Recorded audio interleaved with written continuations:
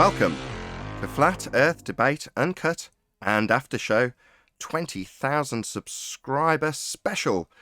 I'm your host Nathan Oakley, and if you are new to this channel or you've not done so already, then be sure to subscribe, hit the bell notification icon and join button to keep up to date with the Flat Earth debate. If you would like to support the channel, there is a super chat that runs alongside each of these shows while they premiere, and there's also a PayPal, Patreon and crypto link in the info box below the video. Also, below this video, you can get £50 for swapping your UK electricity supplier to Octopus Energy. I'm going to do immediately a quick shout out to all of the people who have supported my most recent GoFundMe campaign. So I'm going to go through them basically in their entirety, although I have done a few shout outs in past campaign updates to thank all the people who supported the campaign immediately. So I'll shout those people out again. So a massive shout out of thanks and appreciation to Michael Jones, Len Lennox, Adam Meakin, NZ, Red Pill Philosophy, Anonymous, Daryl Cartley, John Keys, Faye Crossley, Matthew Stevenson, Anonymous, Brian Sky, JQ, Columbia Forest Beings, Naomi Bell, Mitchell Kennedy, Randall Luis, hopefully I'm saying that correctly, Jason Disbury, Thomas Van der Zen, Rob H, Robert J. Fasnello, hopefully I'm saying that right, probably not, my apologies, but massive thanks for your support, Rex Codex, Ryan Q. Vincent, another anonymous donor, thank you very much indeed, Tony Whitcomb, Terry Grimes, Erin Grimes, who are married, thank you very much indeed for your kind message, by the way, and Jenna Thomas. So another massive thank you to all of you for supporting my GoFundMe campaign. Now there will be a link in the comment section or info box below this video, as the campaign is still running, but I'm elated that I've reached the £1,000 mark, as that means I can get my exhaust fixed on the car. That's the main reason for the campaign, as I simply can't afford to do it, and it's a big cost that I wasn't expecting. So there we go. The remainder of the goal is to finish off the studio that I'm currently broadcasting this from. So I'm exceptionally pleased with the COVID lockdown in terms of what's been a result for me, because as soon as it was announced, I decided that I was going to do something productive and treat this room. So that is precisely what I have been doing for about the last 12 months straight. But it's nearing an end, and the remainder of this particular campaign will go to finishing off that. And yeah, that's pretty much it. Another thank you to all of you who have supported the campaign. As I say, there will be a link to it in the info box below this video. Now, normally I do shout outs to patrons, and I don't see any reason why I shouldn't do that, as I'm very appreciative for their support also. And although this will be a lot of shout outs in the beginning of this show, I don't see why not, given the amount of support that I have received, and I'm going to talk about that a little bit today as well. So shout out to all of my patrons, including Michael Kahn, Patrick Gunnels, Banter, Will Brax, Melby Styles, Troy Shuker, Bose Nail, Joseph Pizarro, Samson, Maris, Mobile Max 777, Neo the One, Lost Cat FE, Rob W, again, Open Minded, Respound, Del West Watson, Mike Muted, Dick Earth Skeptic, NA Literalist, Maria Neelands, Unbelievable Productions, Blue Ridge Ranger, Rob H, The Real Gabster, Windrider, Liam Ledrick Jr., Abraham Mohammed, Naibai, Adrian Quintana, Skeptic 936, Life is Short, theflatearthchannel.com, Texas Mike, Edwin Johnson, Kirsten Smith, and David Wayne Foster. So another massive thank you to all of my Patreons, many of them who all supported my GoFundMe campaign. So a lot of support recently. Also, speaking of support, shout outs to, I hope I don't miss anybody here, Bible Literalist, who is now called Level Up, which is Paula. So massive shout out to you, really appreciate it. I'll get to what in a minute. Brian's Logic, Quantum Eraser, Flatzoid, and who's the other one? Chemo, who is called Are You Smarter Than a Flat Earther? That's his YouTube channel. Along with Mark Sargent. So huge shout out to all of you guys. So I contacted all of you and said, can you help me get to 20,000 subscribers? And you did. So this show will be going out with the main channel, which is Nathan Oakley 1980, and initially you'll either be watching this as a member of that channel, or you'll be watching this on Tuesday on the second channel, which is Nathan Oakley, which is typically where the uncut and after shows get broadcast. But if you are watching this either as a member or on the second channel, the main channel, Nathan Oakley 1980, has now hit 20,000 subscribers, which I'm absolutely delighted about. And I contacted Mark this morning to let him know that I had hit 20k, as that was precisely what he put in his title, and paraphrased my email to him as the comment for people to go and find my channel. Thank you very much to all of you, especially Mark. You've got the biggest channel. Not that that means you put any more or less work in than the other people who did it, but it means that it did generate a huge number of subscribers, so around 150 people, 200 total subscribed in the last 24 hours to the main channel, Nathan Oakley 1980. So huge, warm welcome to all of you who just subscribed. Thank you very much indeed. With that, I am going to hand over, after 7 minutes of shouting people out and thanking them for getting me to 20,000 subscribers, supporting my Patreon, supporting my GoFundMe, and all that other good stuff. It's time to hand over to whoever is in Discord and Google so you can enjoy their dulcet tones while I set up for today's live show. It just goes in every which direction, and it's just like audio chaos almost. For some reason, people go on. I was going to say, that's my job, though, isn't it? That's what I'm here for. Yeah. To stop audio chaos. As much as people are like, you've got a mute button. It's like, I've got to have a mute button. I've got to produce the show. But generally speaking, it's like we discussed earlier, pretty extreme, where I have to go into the software and actually shut them down. Typically, I have to do it verbally. And what the audience generally gets is a high level of fundy muting. People talking over each other, audio chaos, basically. Right. And even the conversations, like when people like have open hangouts and there's not somebody like keeping people on point, it gets off point really quickly. And it's like people are jumping all over the place from subject to subject to subject, never like getting anywhere. That's normally an obfuscation tactic. If you're getting pummeled on one subject, move it over to a different subject, right? Right, but it also happens from the same side. So you can't quite say it's that. Just people just want to, they all have their own ways of where they want to take the argument, right? And it may not be the same as where somebody else wants to take it, right? So well, I was going to say it's the same, but in reverse. In other words, the person who's making the argument doesn't necessarily know how to win that argument, but they've definitely, as you put it, got their mind set on where they're going to take it. So what segue they're going to use from the current existing argument, which they don't know a great deal about, perhaps, to their argument that they do know a lot about, and they've got a lot to talk about. So they'll use all sorts of crazy segues to get there. Okay. All arguments should be taken to proof. You say this, prove it. Of course. Baseless assertion on its face without any evidence. Hello, John. Morning. Good morning.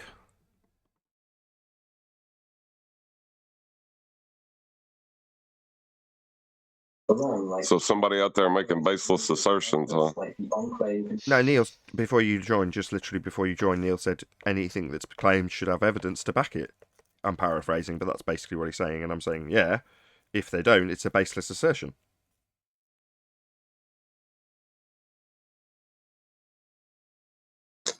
You said it better than me.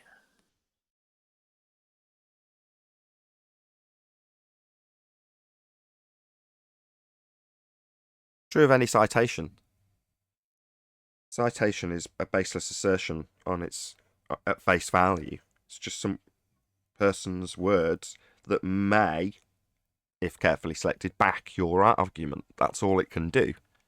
Which is why typically I don't waste much of my own time. I don't want to say waste, that's the wrong word, but don't spend a lot of my time digging out citations.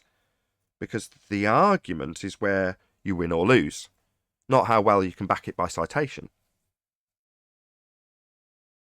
In other words, a good argument should stand on its own. Yeah? Now, once I figured that out, I'm like, I'm pretty lazy. So, what you mean I can just really hone the way I argue it, and then I don't have to go and Google search anything? Yeah? Well, great, I'll do that then. Because that's much easier. I can sit here and drink tea. Don't have to have a keyboard in front of me, which I haven't. I like simplifying things too. Like, people like to make things complicated, and this is where arguments get lost in when they get overcomplicated.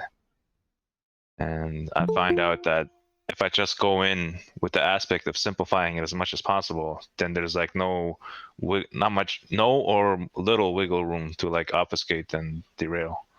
Speaking of props in that regard, were you listening to Ballbusters, John? You got a lot of props from me.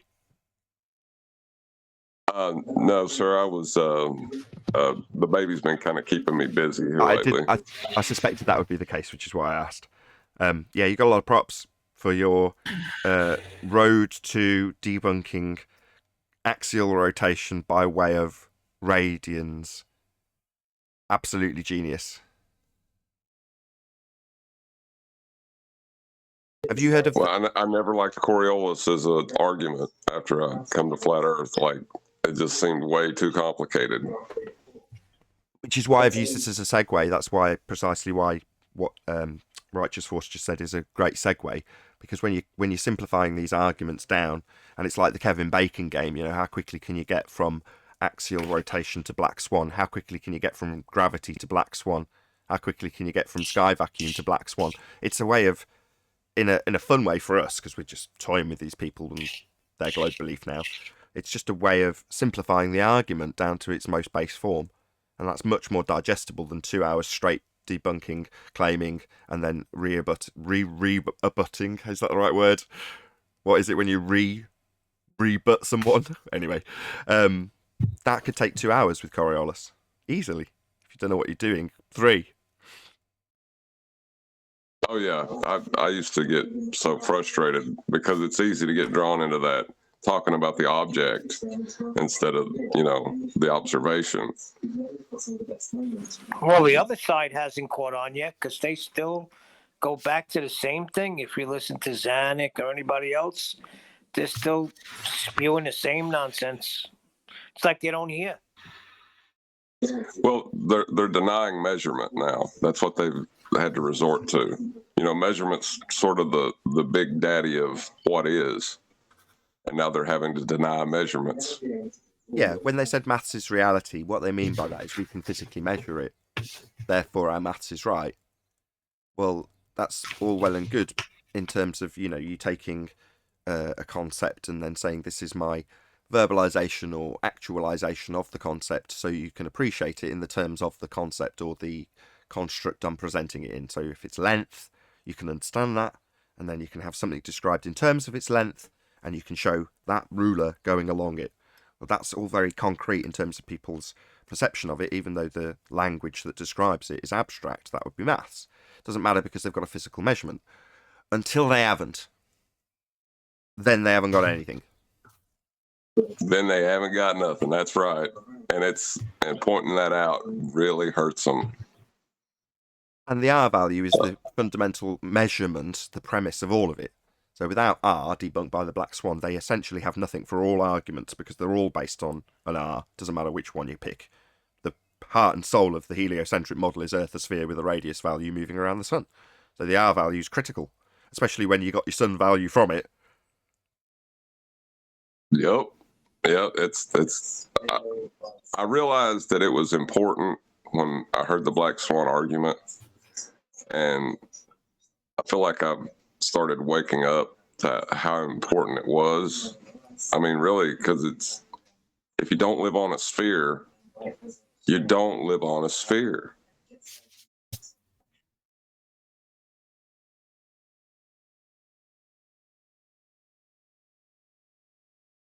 It's like the nail in the coffin. But they deny it. They deny the Black Swan still. It's painful for them. Well, their denial of the Black Swan is what destroys their measurements, though. Yes, and when I realised that, I told John how important it was. How stupid do I feel now? But it's humorous to tell an audience. So I got John on the phone because I was telling him to use a different picture. I'm like, use this picture. It's got less bendy crane refraction in it, and they won't try and come back at us with that, which is annoying and takes time to explain. He's like, no, I want them to. I want them to say refraction because that means they haven't got a tangent. That means they can't measure R. That's the end of their argument. Now, they got later described as the Arwinian paradox when they do it anyway. But ultimately, it is the end of the model when you can't measure it because you have bent the line you measured it with. Well, that's the end, basically, isn't it? But I was like, do you realise the significance of this, John? This is the end of it all. And he was like, yeah, I developed the argument. Well, yeah, but do you realise how important? I'm telling him how important his argument that he's carefully developed over several days, or months rather, I should say. Actually, I don't know how long it took him to develop. I shouldn't really guess. Anyway, the significance is high, and after it took me a couple of weeks, I was telling him, in exasperated terms, do you realise how important this is? Yeah, I did, when I made it. Was his answer. I still haven't been able to tie the sky vacuum back to R yet, but I'm working on that one. Oh, it's already been done. I couldn't remember it. I couldn't remember it in Ballbusters. Somebody had already done it. Before you were trying to link axial rotation back to the lack of R, somebody did it with the sky vacuum in 2 steps. I just cannot for the life of me remember who or how. There was a Ballbusters this weekend? Yes, Neil. Bummer. Well, no, it was very good. It was a very Nathan-heavy episode. What are you trying to say? That I missed it. I didn't even know. Oh, I see. Yes, devastating. I'll put it out on my channel this weekend, though. Because it's fortnightly, so I put the repeated show on the following week.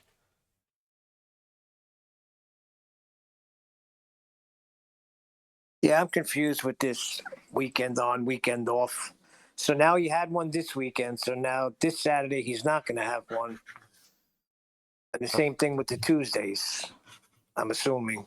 Yeah, that's partially down to me. Me saying I'll burn out, basically. Push myself to my limits as much as I possibly can to make this channel successful. And as much as I want to do it 24/7 non-stop, even on days off like yesterday. Or today, this is a bank holiday for most people. I'm still here, doing it, putting as much effort in, still up at 6 o'clock, doing emails, editing videos, publishing stuff. And I won't finish till midnight. That's on days off included. But all I don't do on a day off is a live show, because they're full on, right? Especially if you're part of the production of it, in the case of Ballbusters I am. Well, that's full on, man. And I know my limits. You will burn out as a YouTuber if you push yourself too far. So I was like, no, I'll do it, but I'll do it bi-weekly.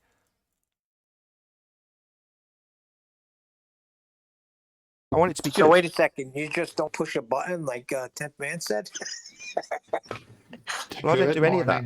I don't do any of that on Ballbusters. It's fully produced by Quantum Eraser. I've taught him how to do it, and he does it very well now. There's a few things that I would do differently, but it's not my show in that respect. It is my show. I'm the co-host, but I don't have to push any buttons. Doesn't mean it's not incredibly stressful. No, I'm just kidding, because 10th Man said the other day, come on, you just got to push a button. Meanwhile, you're saying you're up at 6 o'clock doing this and doing that. I'm sure it's a lot of work. He is pushing buttons. Still a lot of work, though. I didn't say it wasn't work. He left you and me alone, and he went to push buttons. That was the context of that day.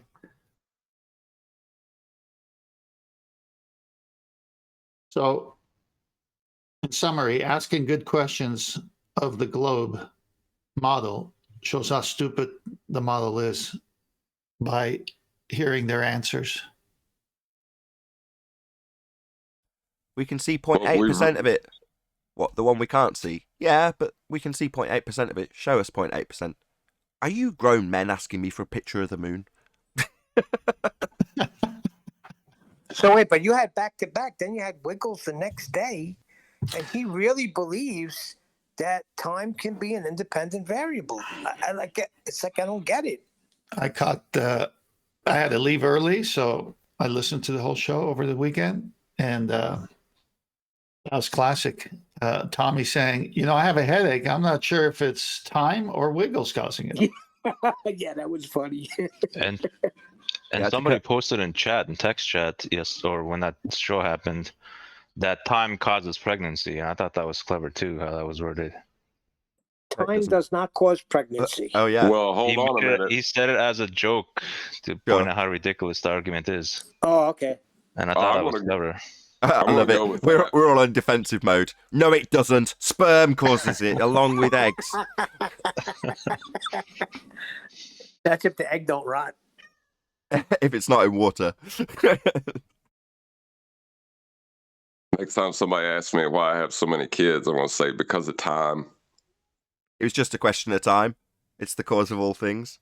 Time caused my wife to get pregnant. Time owes child support.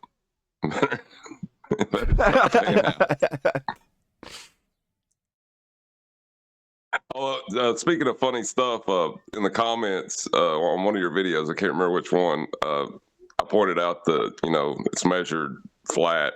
We don't measure curve. And some baller was like, well, Jaron disagrees with you.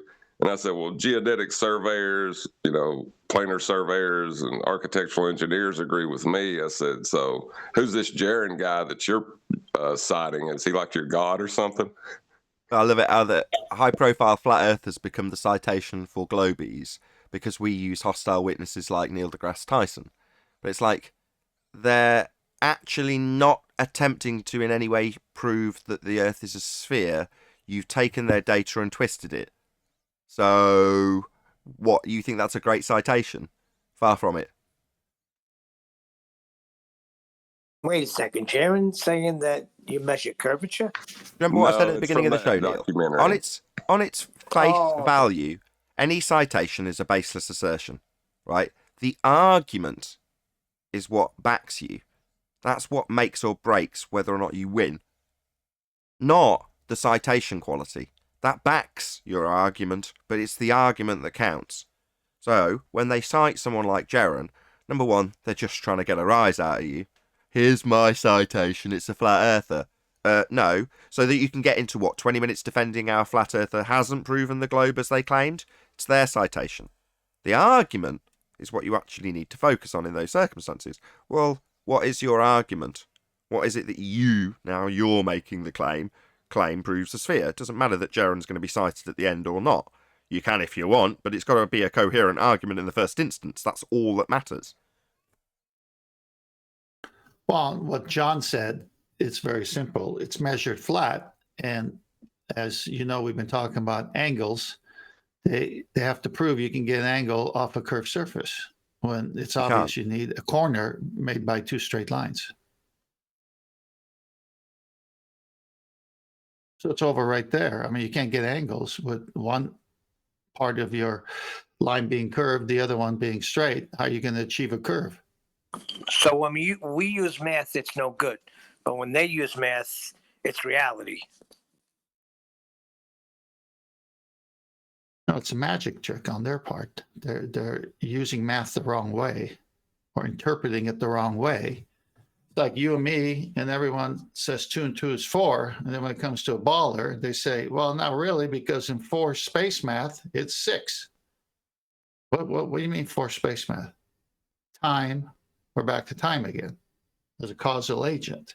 Well, it's not.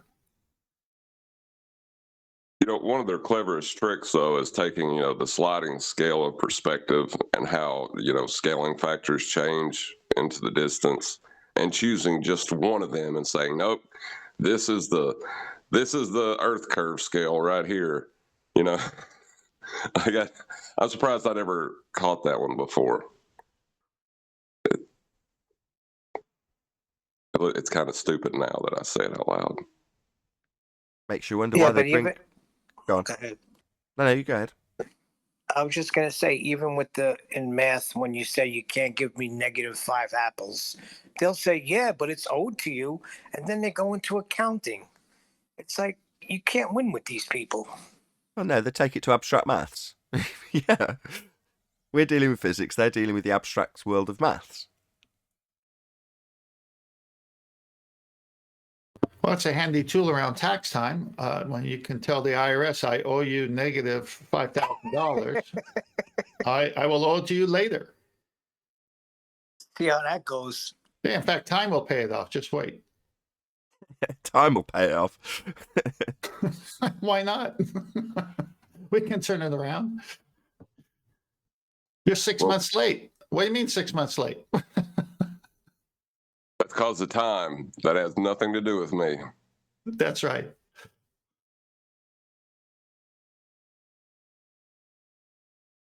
Well, we're in a good position. I say that all the time. We're in some position right now. Are you saying we're enjoying good times? Yeah, Hmm. my feet are up right now, as Nathan would say. They literally are. I mean, I'm reclined in my recliner, sitting back because I know that there's not going to be an answer for one housekeeping question. And we're undefeated. What's this we? That's What are you why. talking about? What we?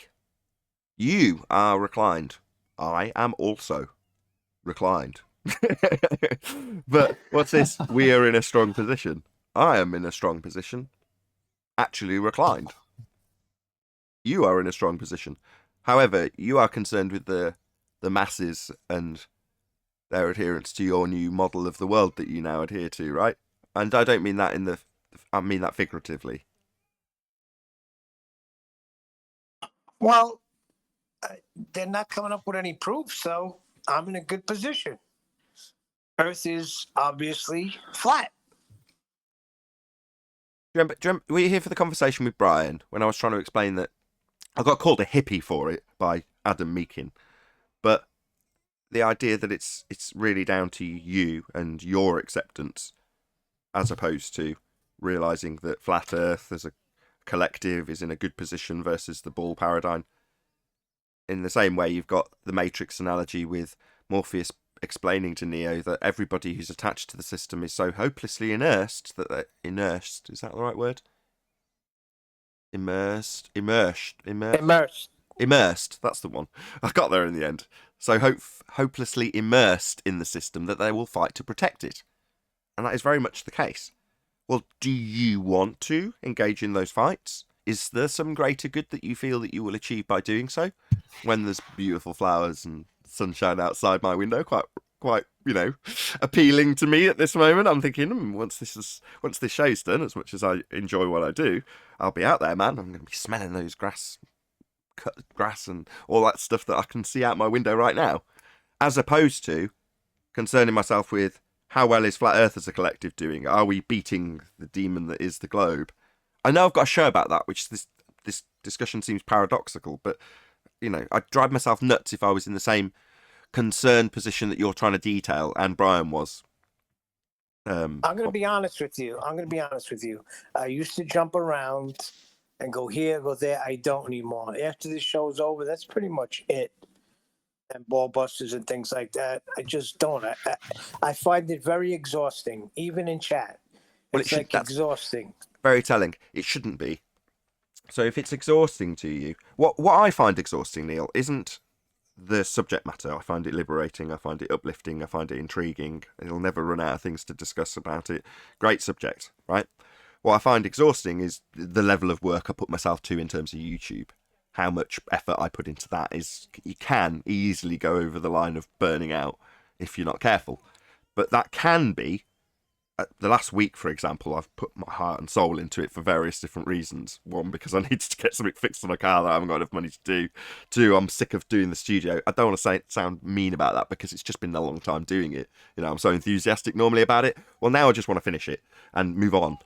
So things like that, I'm like, if I just put my heart and soul into making a lot of videos that are of very high standard, just concentrating a lot on it, going to the extra effort of polishing up the edits, not just boshing them out.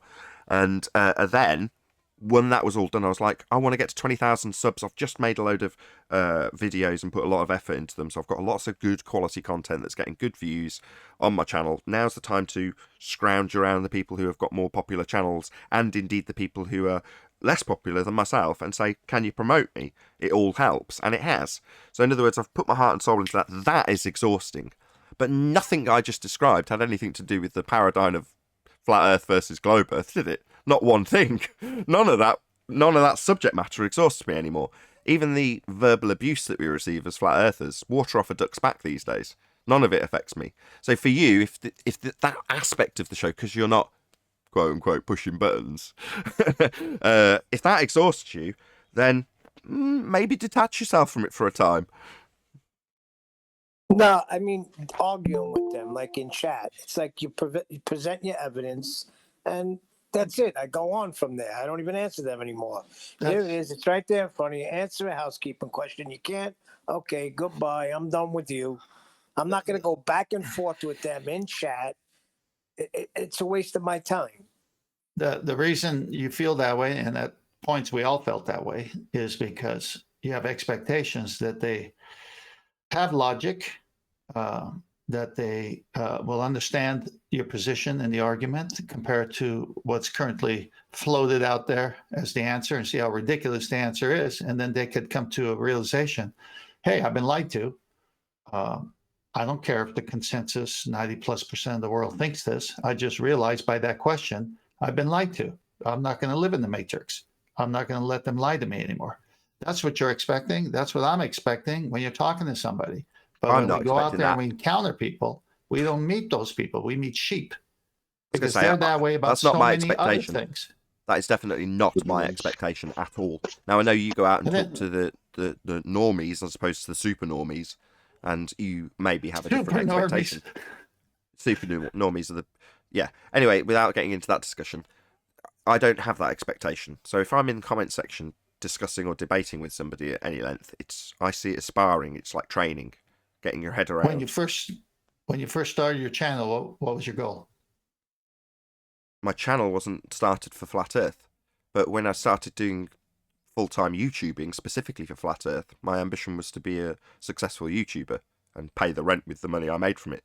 And I needed a good subject to cover. Flat Earth was the subject because I found it extremely interesting. Prior to that, I was doing hi-fi, which I also still do find very exciting and interesting, and same, it's crossed over into studio or pro audio, which is something I had no particular experience with other than selling to studios particular gear that the manufacturer I work for sold.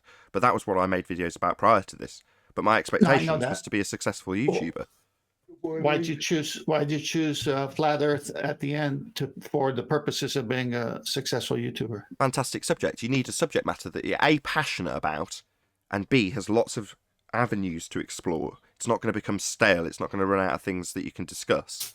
Well, Flat Earth, to me, is the most amazing, wondrous thing you could expose yourself to, because suddenly you go from having everything explained, like that scene in Truman Show where he's a kid at school, he says he wants to be an explorer, and the teacher pulls down the map and says, it's all been figured out, there's nothing to explore, and you see his heart sink.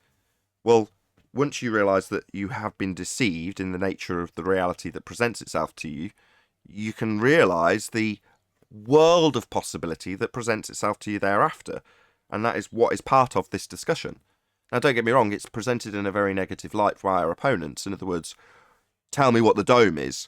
Well, I don't see that in that negative light when I hear that question. I often spin it round, well, you're in the same boat as me then. You want to know what the sky is now. Isn't that exciting? Now, they'll say, no, Fundy, you tell me what the dome is. But that doesn't bother me. It's the same thing. It's just they've got a very negative spin on the excitement of not knowing, and I've got a very positive spin on it. Yeah, but deep down inside... If I can... Because I know where you're going with it, Tenth, but I did want to, when I jumped in, I was going to say when they say, well, if the earth is flat, how does this work? If it's flat, how does that work?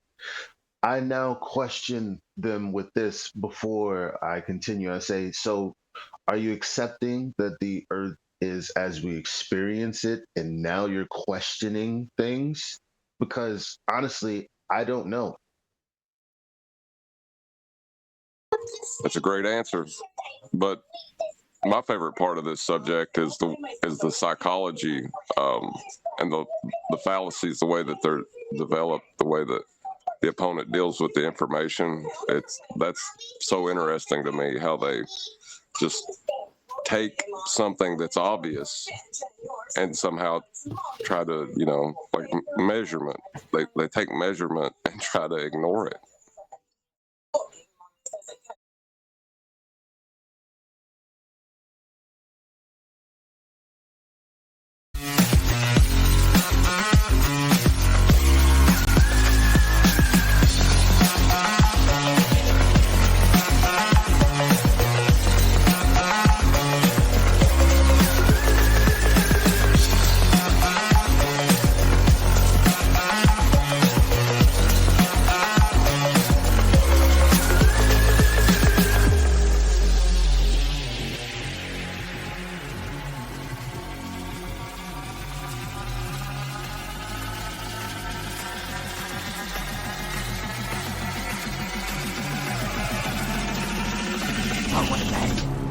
Welcome to Flat Earth Debate Live. I'm your host, Nathan Oakley, and if you are new to this channel, or you've not done so already, then be sure to subscribe, hit the bell notification icon and join button if you'd like to become a Nathan Oakley 1980 channel member and keep up to date with the Flat Earth debate. If you would like to support the channel, there is a super chat that runs alongside each of these shows while they are live. There's also a PayPal, Patreon and crypto link in the info box below the video. Also below this video, you can get £50 for swapping your UK electricity supplier to Octopus Energy. Most importantly, if you'd like to join the discussion, simply mute the page you are currently watching, then click the link in the info box below this video to join the panel and express your views on the nature of Earth. If you do join, please don't swear. If you do, you'll be ejected, and if you are, please don't try to rejoin the stream using sock accounts. You'll be warmly welcomed back on the next stream. Please also share the show on social media. Sharing the show obviously increases the live audience, but this in turn increases the chances of a more diverse panel. So please share the show on Facebook and Twitter. One last time, if you're new to the channel or you've not done so already, then be sure to subscribe, hit the bell notification icon and join button to keep up to date with the Flat Earth debate. Now, before I introduce the Discord and G+ panels that are currently with us, I'm going to do a quick shout out to all of the people who have supported so far my GoFundMe campaign. So a massive shout out of thanks and appreciation to the most recent of the people who have actually supported the campaign, who I'll shout out. I did shout out everybody on the pre-show. I'm just going to shout out the most recent people who have contributed. So shout out to Naomi Ball, Michael Kennedy, Randall Louise, hopefully I've said that name right, Jason Disbury, woo-woo, Jason Van der Zan, Rob H, Robert Faceleno, hopefully I've said that right, Rex Codex, Ryan Q Vincent, an anonymous contributor, Tony Whitcomb, woo woo woo, £300, wow, thank you very much indeed, Terry Grimes and Erin Grimes, thank you to both of you together as a couple, and Joanna Thomas. So thank you very much indeed to you also. There is a link in the info box to the current GoFundMe campaign, so a massive shout out to all of you. Again, once, let's just let Adam in, and then I'm going to do another big shout out to, starting from the top, Mark Sargent, Paula, which is Level Up, Chemo, Flatzoid, Quantum Eraser, and Brian's Logic, who all put out a advert for me to say, help me get to 20,000 subscribers. And I have. So over the last 24 hours, I've grown by over 200 subscribers. And that has pushed me over the edge and got me to 20,000 subscribers. Now, for those of you who did it, it may or may not have been a lot of work. I don't know. I thanked you individually. But I'm going to thank you again because it meant a lot to me. Getting over the 20,000 mark, for me, offers that little bit more legitimacy to the channel and represents a lot of hard work, maybe 6 or 7 years of work in this subject. So 20,000 subscribers, I am absolutely elated. So thank you, thank you, thank you. If you're a new subscriber, welcome. A very warm welcome to you. Thank you very much for subscribing. Really do appreciate it. And yeah, check out all the old material if you haven't already. Hopefully it'll come through on your subscription feeds now that you're a subscriber. The reason I picked now to ask people to actually shout me out and get me to 20,000 subscribers is because over the last maybe week especially, but certainly over the last month, I've put a lot of work in making a lot of shorter videos, varying length videos of lots of different subjects in debate and about the nature of our world. And I'm very proud of that. So I'm pleased that this is the time that I've gone over that particular milestone. And once again, I'm going to do another shout out to all of you who did subscribe. If you supported me in getting there, thank you very much indeed. And yeah, that's pretty much it. So with all that said, a very warm welcome to Arwin, Eli, father of a stolen child, Neil, Righteous Force, 10th Man, who's under a different name, Adam Meakin, and a whole bunch of people in Discord. So welcome, one and all. Hello, hello. Hello. Good afternoon. Good morning. Good to see you all. Had a good weekend? This channel is legit, by the way. It is. This, I feel that way with 20,000 subscribers. I feel like the channel's legit, as you put it, and I'm very pleased about it. So, yes. Too Good legit afternoon, to and, quit. yeah, congratulations, Nathan. Well Yes, done, thank you, Adam. Yeah, congrats, Nathan. Nice. 20K. And it was a good video that Yeah, was that's out a good there work. doing the rounds to get me there. The video had you, primarily, it was you talking on it, actually, Adam, other than me shutting people up so you could get your point across. So, yeah. Mazel so- tov. Thank you very Oh, much. and congratulations to Flatsoid for reaching 1,000. Well, indeed. Thanks to Adam. Yes, one of the Yeah. people who put out one of those adverts was indeed Flatzoid. So yeah, I said to him, if you're not there by the time we get to the live show, I'll definitely shout you out to get you there. But even so, the reason he's got there is because he's good. So subscribe today to Flatsoid, no doubt about that. And congratulations also to Flatsoid for getting to 1,000 subscribers, which is also one of those monumental milestones. If you're actually producing material and trying to gain actual people to watch it, getting to 1,000 for me was a big deal. So, there's those certain landmarks: 1,000, 5,000, 10,000, 20,000, 50,000, 100,000. Those are all big milestones, and 20,000 for me is a big milestone. So, anyway, yeah, I made a special video for my 1,000 subscribers that everybody likes to remind me about every now and then. Exactly. You celebrate it, right? Yeah, well, I really needed it back then because it was also like the key for monetization. And then Indeed, I got yeah, it really is now. impatient. It wasn't back in the day for me, but special yes, video. you've now got to get to 1,000 subs minimum for them to even look at you for monetization. That's right. Again, so it legitimizes you if you get to 1,000. You can suddenly apply for monetization. You've got to have a certain number of viewing hours to achieve it. Shout out to Alice White, servant of the Most High, for joining as a channel member. Thank you very much indeed.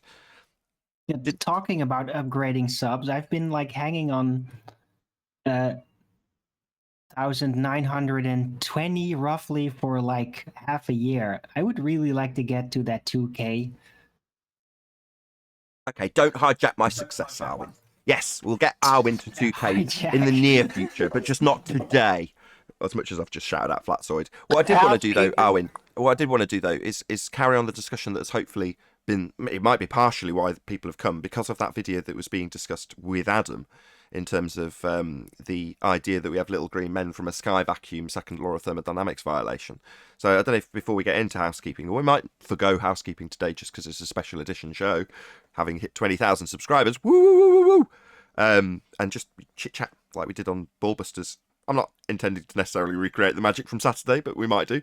Anyway, Adam, that was my hint to you to carry on the discussion, if there is anything more to be discussed in that matter. Well,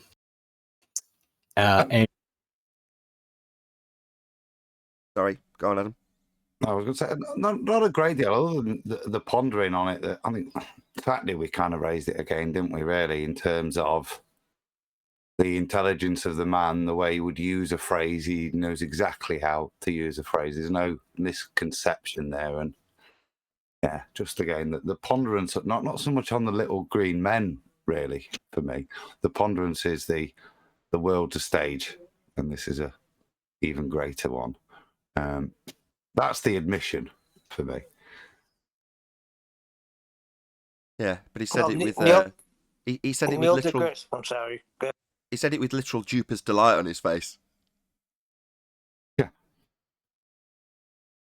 Neil deGrasse Tyson on the latest Joe Rogan podcast, he was speaking against the aliens.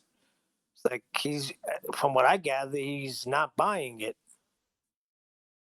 I could appreciate why Neil deGrasse Tyson wouldn't, just from the mathematical statistical nature of the claim in that regard.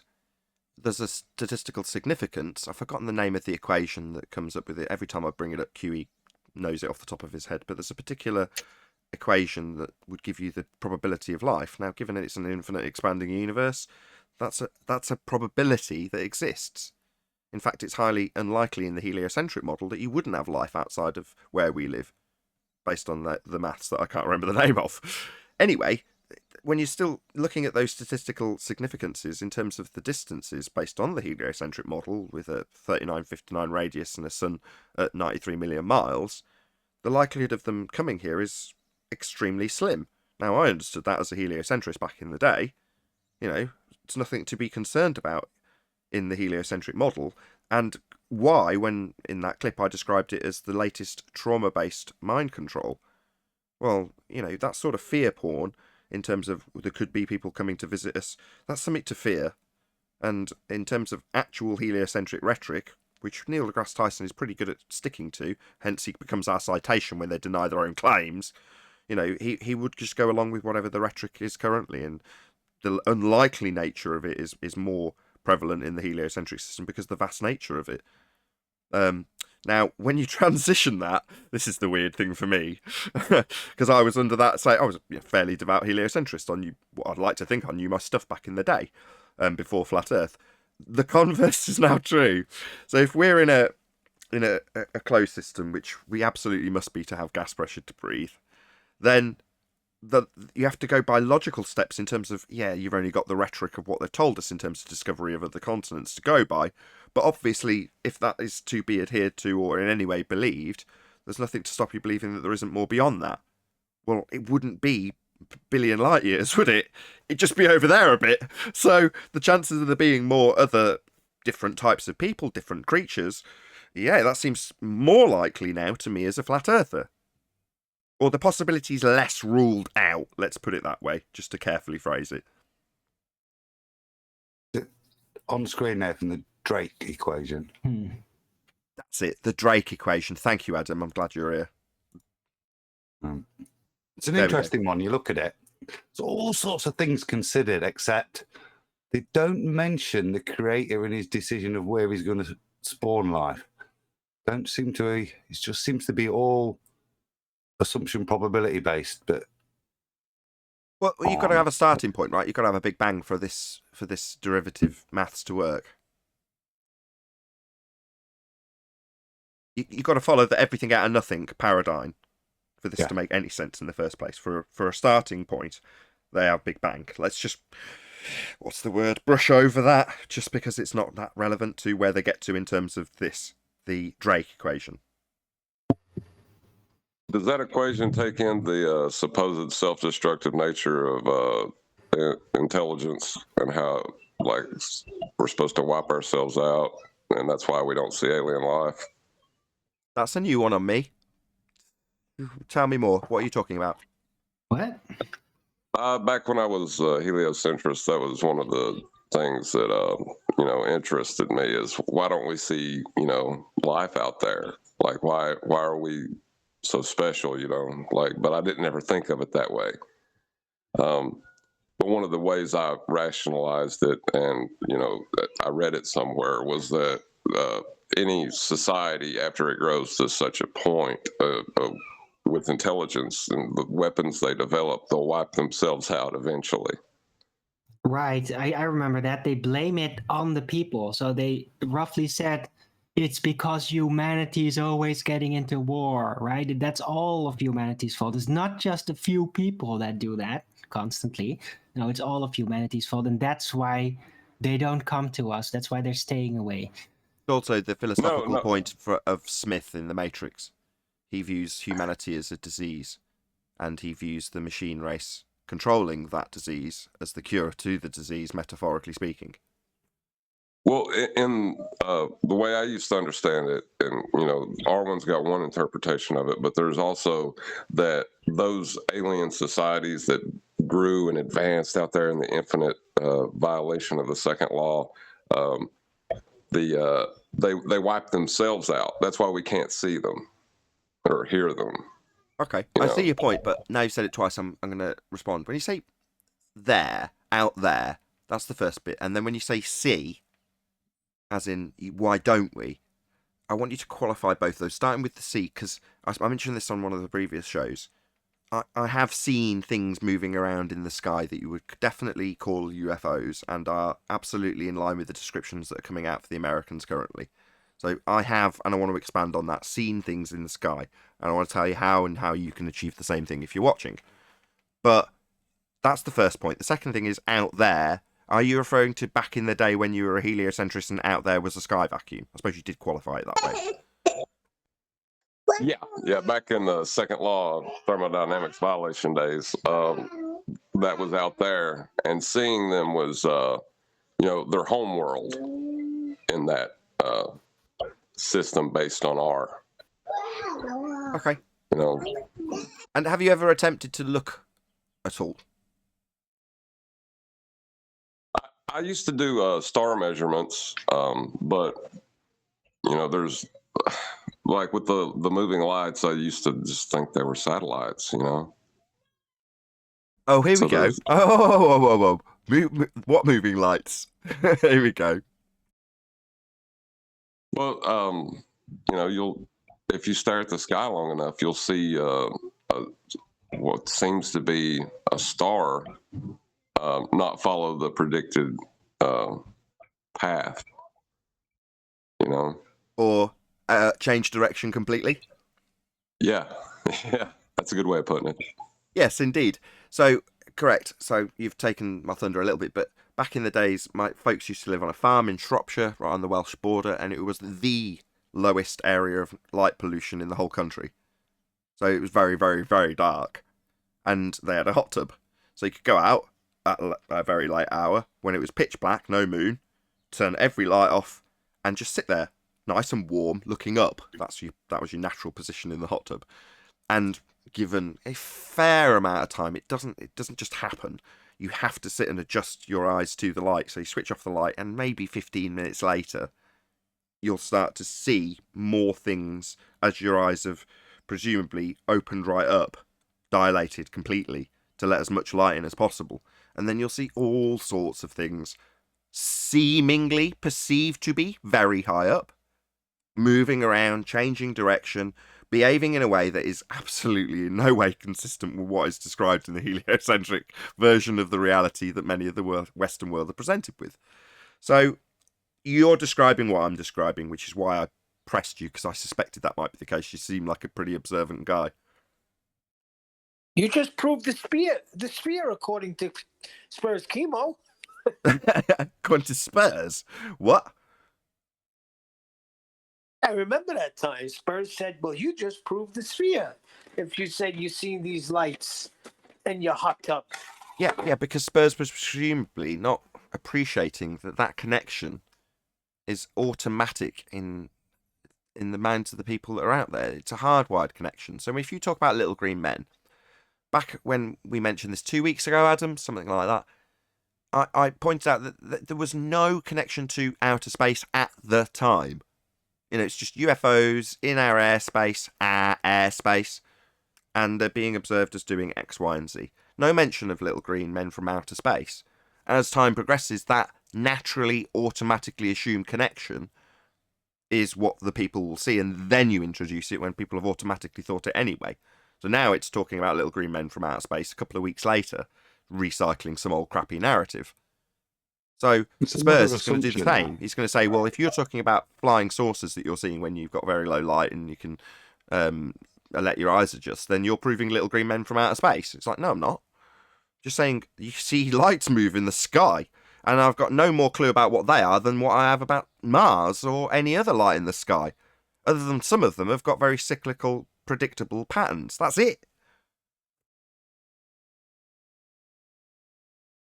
Yeah, but they're amazing, but they can't be satellites. I know that now because orbital mechanics relies on R, and that's useless.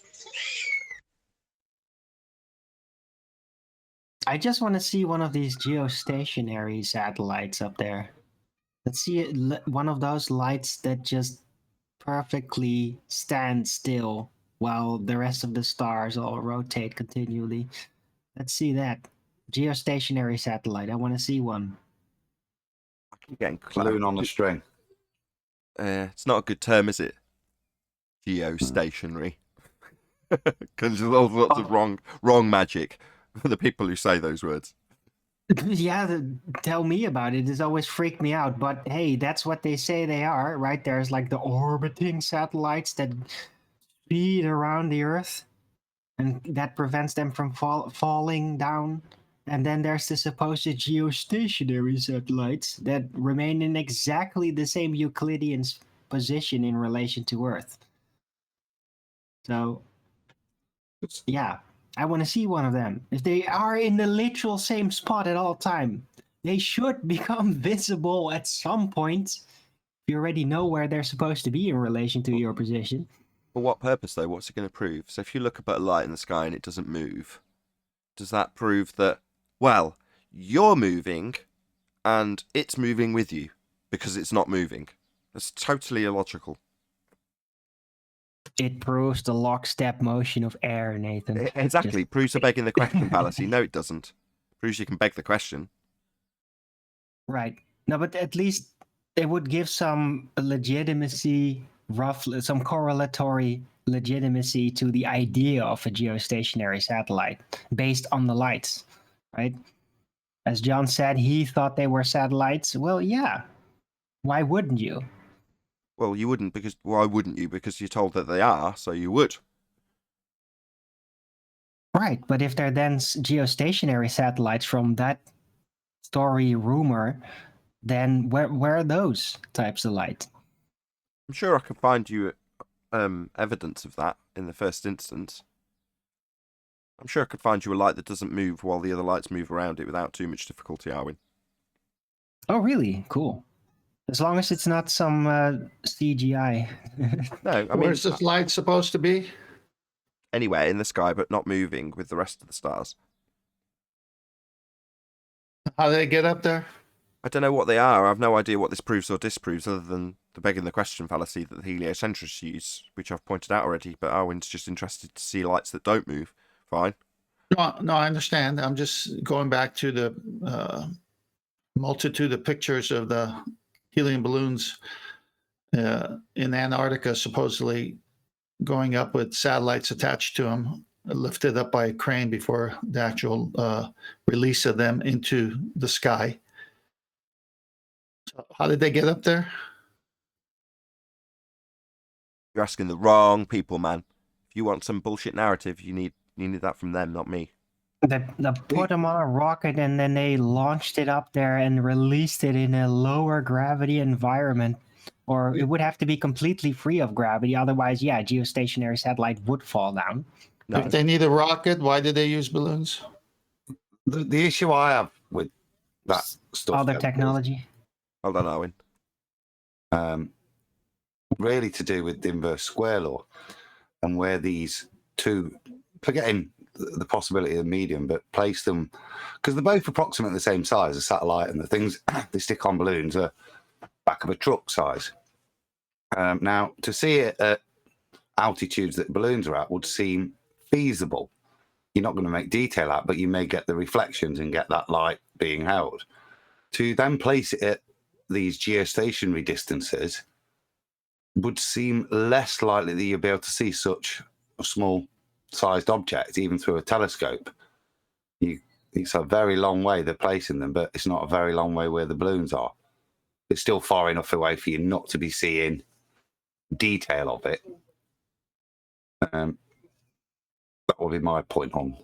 Absolutely, and I'm with you on that, right? If the angular size of the object is just too small at a very fast distance, and there would be very little light up there anyway manifested, then why would you see it, right? If it is over fast enough distance, then even refraction, just the preponderance of area you're looking through, is going to blur it up, make it invisible, even if it was angular-wise just big enough to pick it up, right? That's true. But I'm going on the presupposition again that you can see those things up there, right? Like we're supposed to be able to see the ISS floating around or You can. whatever. You can. That's the point, isn't it? You can, but I think again, it's a presupposition that if there was this medium of space and if they were up there, even though they're that small, you would be able to see them, even though you got the questions I just raised. Right. Yeah. I even reasoned out a long time ago now, like 4 years ago, that if there were actual pictures made of Earth, and let's say it was a ball, and was made like very far up, right? And let's just say that we could go incredible distances, you wouldn't see the ball Earth as the pictures are grafted together, as they are created. You would see just a bunch of cloudy blur up shit because of all the air you're looking through, right? You wouldn't see the Earth like the ball that they show you in the visuals, because that is made from photographs much closer to the ground, grafted together, and then shaped into the ball.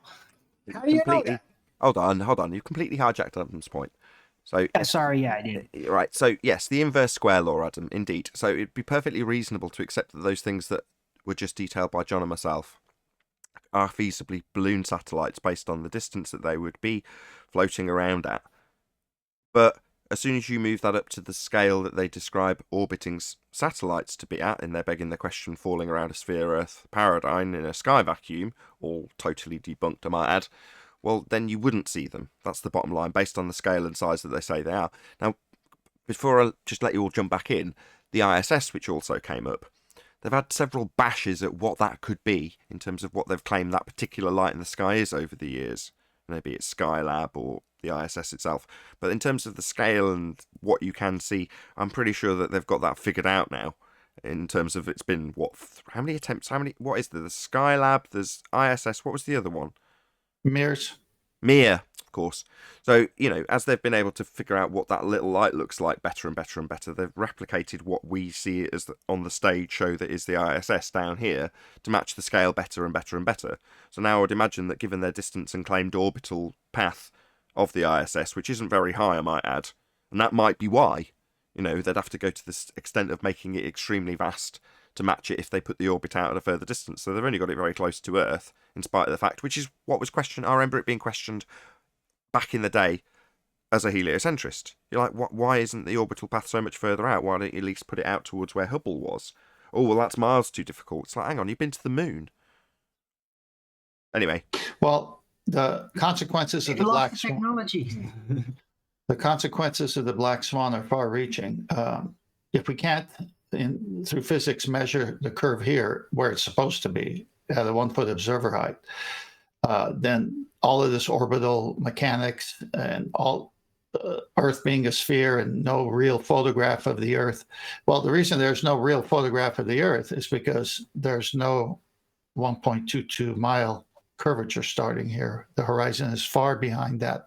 So we don't live on a curve, so they can't have pictures of a curve, so they have to have composites.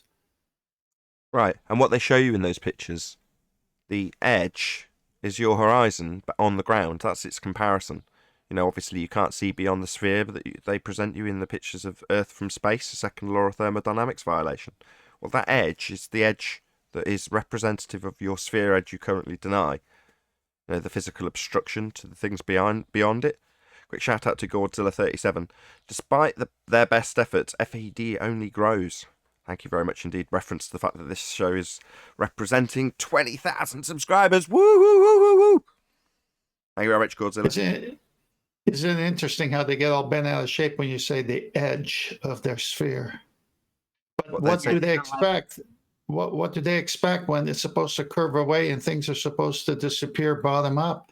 And when that doesn't happen, you say, where's your edge? And they get mad at you. You say, well, where's your curvature? Well, they don't like to look at spheres. They just like to calculate it and think about the geometry, right?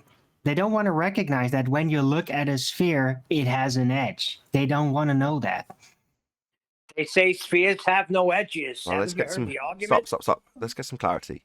When Owen says they, he's talking about trench level fundies that come here to debate us, that know inside out and back to front how we argue against their points, and they will deny their own edge. Meanwhile, Arwin, there's a calculator, fondly referred to by us as the begging the question, proof of nothing, perspective hijacking earth curve calculator, that asserts with a straight line tangent drawn to a edge claimed to obscure things in the distance, which is marked with the word horizon. So while you might claim they deny it, they do at trench level, but it is actually their paradigm and their claim in the first instance that they have a physical obstruction at the horizon, which as you went up in altitude would become more and more ball-like and then turn into what they claim is a picture from space. That's what the horizon represents in their model. It is their claim that Earth's a sphere in the first instance. They just deny it here at trench level because we've defeated that argument with the Black Swan, which is 10th man's point currently. Right. Yeah, it's because the curvature calculator didn't take into account the curve function collapse, and yeah, they knew that if they would have to communicate to the regular public, like, yeah, the ball you're standing on, you don't actually see it really. It's really complicated. That would disinterest the general public from getting into the ball. So they decided to just not do it. Right? But most people literally didn't realize that. So they literally thought that, yeah, that the curvature calculator was actually real. But it's basically a machination for the wider public. Well, this is their problem. They're trying to make a two-dimensional circle, which has a surface, not an edge, into a three-dimensional planet that we live on. So here you got X, Y, and Z axis. And if you're standing on the surface of this three-dimensional sphere, okay, not two-dimensional circle on the drawing, then you're going to have a falling away because of the curvature, and things bottom up will disappear. And based on the 3959 radius of that sphere, that must happen no further than 1.22 miles at a 1-foot observer height. When that does not happen, they don't want to admit at that point that, you know what, we don't live on a sphere. No, I would like. It's just optics. It's terrestrial refraction, the paradox. I call it the curve function collapse. That is kind of the argument. You can't do that to Horizon. Well, Things- Well, they Go on. think they can. Well, they can think whatever they want. Go ahead, John. I was going to say the whole point of this is measurement, and if you don't measure it, it can't collapse. So we need the measurement first. That's right.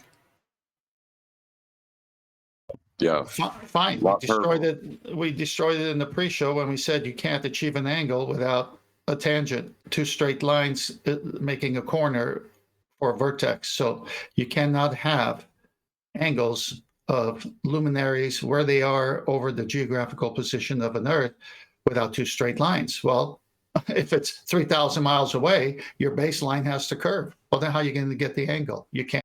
It's over right there. Angles kill them. Indeed, they do.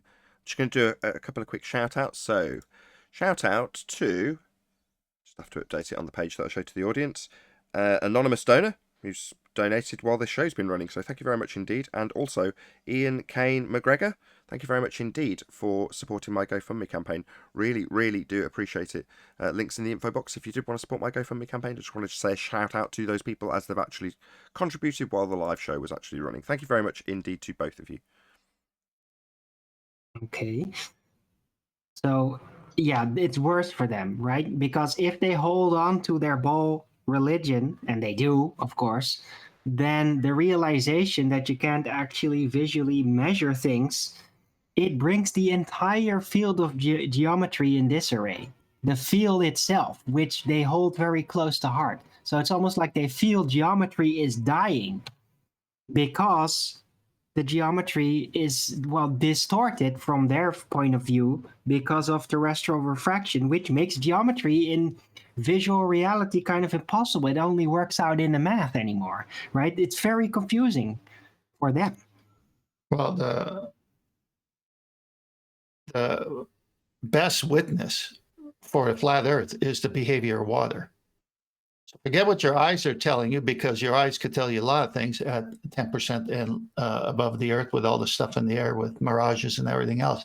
We know water finds its level.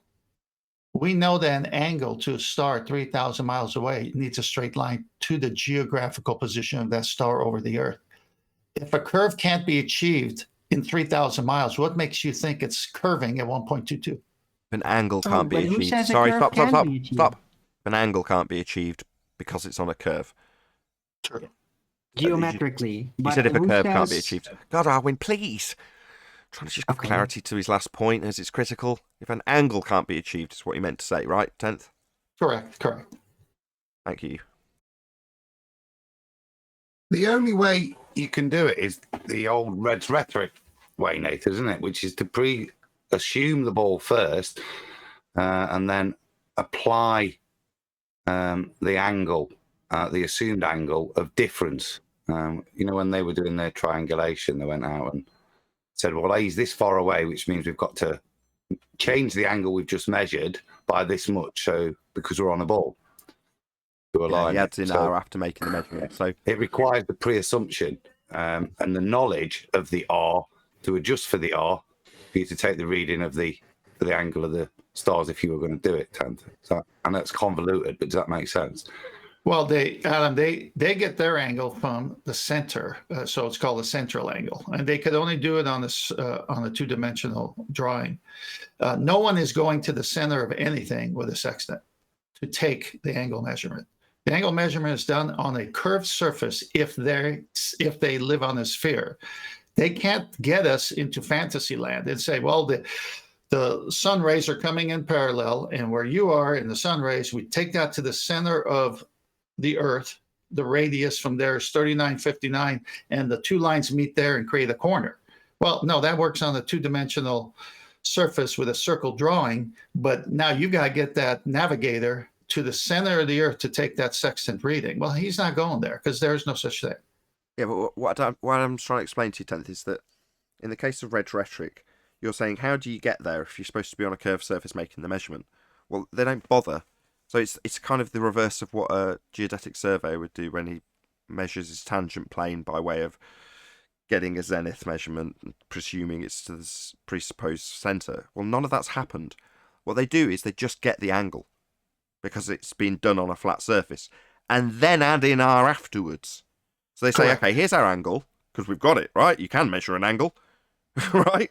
But then we need to compensate for the fact that that angle has been achieved on a curved surface, so now we need to bend one of the lines with R. That's what they formerly did when taking these celestial measurements to make their proof of a sphere, but hope that nobody would notice that they're just adding in their presupposition of an R value they've already got after the fact. In other words, after they've got the angles. Well, it's very similar, if not the same, as Katz & Co. currently not being able to acquire any angles to do any angular claims to then cherry pick out a dip or a drop measurement from the calculator they're not actually using. They can't get the angles unless they start on a flat surface. So they do, because they've got to. That's how the world actually presents itself. They just need to later burn it as a flat earth straw man and say, well, because we needed to get the angles in the first place by way of using two straight lines, well, we could only do that on a flat surface. But that's the way the flatties would do it, and only with that measurement, so we'll burn it afterwards as the means of getting us the angle and a claim that flat earth used that. So we can burn it as a useless method. It's like, no, it's your useless method that you've hijacked, called a flat earth claim, which it isn't. It's one particular aspect of the world and how it presents itself that you need to get your angle to make your drop claim when cherry picking from the calculator. So it's very, very convoluted. For us, we can just make an angular measurement. We don't need to make any presuppositions or any accounts after we've made the measurement. So we don't have to assume the sphere beneath us and then derive a flat plane to make the angular measurement. Or make the measurement because we're on a flat plane and it's dead simple, and then add in R afterwards. We don't have to do either. Right, Lighthouse, we see it because it's there. It's so simple and direct. No processes to calculate before, right? Well, you'll see over time if you're that's all true. I was just going to say, if you're a new flat earther, you'll see over time that in the globe earth explanations, they're always introducing or removing flat planes from their measurements. Either they're starting with a sphere and then explaining why you need to measure it as flat, or they're starting with it flat and then explaining why you need to automatically assume that a sphere is going to be added in afterwards. So you'll notice a lot of flat plane trig and a lot of flat plane geometry all going on within globe paradigms, and then just justifications for why you have to then move back over conceptually into globe maths or make it work within the flat plane that you're actually measuring. That happens all the time. Well, why do you have to go through that convoluted process? Well, because it is flat. Yes, that's right. We have all of the NASA documents, Martin Marietta, McDonnell Douglas, Lockheed, saying, and we've seen them, everyone here has seen them, that all of these instruments and things that they call technology work on a motionless flat plane. And then, like you said, they have to do the magic trick and convert it to somehow to a sphere. And then you've got Navigator saying, when you do navigation, you have to assume the Earth is still and stationary and the stars are moving. When in their model, it's the opposite. Well, why can't I just record reality? Why do I have to assume everything's flat and motionless and then convert it later to a sphere? Duh. Well, the same applies in a more crude manner when you talk about Andrew Thomas Young. He describes refractive effects as taking place and being measured on a flat surface, and then just says, but the Earth's not flat. Exactly the same thing. They do it all the time with every one of their disciplines. Everything is done on a flat plane and then later converted for the sheep to swallow. Exactly. So you can understand and appreciate the one world religion of sphere. There's something interesting about the proposed celestial sphere is that it's never observed either. Like, you only see a dome, a celestial dome, and then if you try to map it, you can create the celestial sphere, but you never see that ever. We can't see both at the same time. You can't be in two positions simultaneously. So you can't achieve it, but you can juxtapose what you can present in terms of a flat disk rotating above a flat map, and then give it a sandwich on the other side and claim what you would see if you were on the other side simultaneously, and then blow that up into a ball based on two halves of a celestial hemisphere. Right, yeah. So the idea of a celestial sphere is false as well with the R value. It's just not measured. So something else is going on. No, they even say it's imagined. It's not real. You have to imagine the celestial sphere. So it's not measured, it's imagined. Well, that isn't true either. They can measure the dome of the sky, if you like, in a celestial hemisphere. You've only got to look at a star chart, and you've only got to look above your head and see how it presents itself from your perceived dome. That perceived dome is just the arc of your viewing. That's all it is. Yeah, there's no distance to it. It goes out for infinity, and the stars are attached on the underneath of this dome. That's how they say it, is all I'm saying. No, I appreciate that, but what I'm saying is, even though you can map it that way, in terms of how you look at it, that's how it would appear. That's how it appears to you by the way of how your eyes work. Right. Can anyone say firmament? Can anyone say eyeball? I see your point. Maybe the two are connected, Yeah, that was what I was wanting to get to, was the way that we see is what's causing this apparent celestial dome. It's just Well, I can find you a detailed description. Jeranism has done one. Several, in fact. Detailed descriptions of how that would represent to you as an individual. And I believe he even did it in their favourite orthographic Muppet vision with, a little stick man with a dome around him, and then a representation of how the eyeball would take in the surroundings around you, including the sky. That visual dome, whatever you want to call it. But yeah, Jaren's done it several times. That's where I got, but that's where my understandings come from. I'll take that now. well, I'll go look into it then. I'll check that out. I'd Yeah, agree. I think Jeranism. if you had a bigger eyeball, you would perceive the dome of the heavens as less curvy. And if you increase the aperture of your eye, again, it's back to the Rayleigh criterion. The diffraction limit, the angle would be further away. Therefore, this is on the assumption that you're high enough up not to have any physical obstructions. You'd have a perceived further horizon. In the same way as when you pick up a zoom camera with a bigger aperture, you can move the horizon. The diffraction limit can change on a clear day just by having a bigger camera. Now, back in the 2014, 2015, I forget now, a long time ago, people were saying, no, the boat hasn't gone over the curve of the Earth. I can bring it back with a zoom camera. And fast forward to 2021, we're over 6 or 7 years later, and we're accurately describing how that would occur as one effect. In ideal circumstances, I might add. You've got to have absolutely no crap going on in the atmosphere, force of habit, in the air, to be able to see this limitation, because it's just one of many different effects. But like I say, people did it back in the day. You bring the boat back if you get yourself a decent zoom camera. It's like, yeah, because you've changed where the horizon suddenly exists. The diffraction limit changes. You can resolve things more. So therefore you bring it back. It's not gone over the curve of the Earth, but in its most simple geometry, you've got a back-calculated estimation based on the human eye at 1.22 if you look at the Rayleigh criterion. Well, obviously you need to add in refraction when you get super zoom cameras, so that's where you end up with that coming into the fray. Nathan, I got two illustrations for you, Master B, on this subject. I think Jaron calls it a personal viewing dome. I seen that video he made. Perfect. I'm glad you've remembered it better than I. So yeah, if you go into Jaronism's channel and look at personal viewing dome, that'll give you an explanation that's a much more accurate, better than my paraphrasing of what he explained to me back in the day via that video. Perfect. You got the two. Yes, I'm just about to pop it up. So yes, that's what we're talking about. Just make it a little bit larger. And then there we go. Ideal. Thank you very much. That's exactly what I needed. Thank you, 10th. And then you got it. And then the second one, if you would go to that Yeah, I've got that up now. sketch. Yep. Yeah. So you see everything for them has to go to the center. And so the first picture is on a flat plane, how it really works.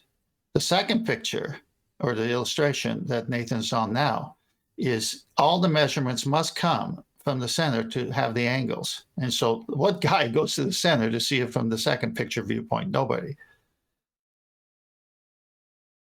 I don't know as I agree with that first picture. Well, that's the way they depict it. It's just showing their paradigm. Yeah. Obviously, I mean, that this could first be one on a flat plane. No, it's well, I assume that this is why it's got a zenith, so you could transpose this to any point on a sphere, right?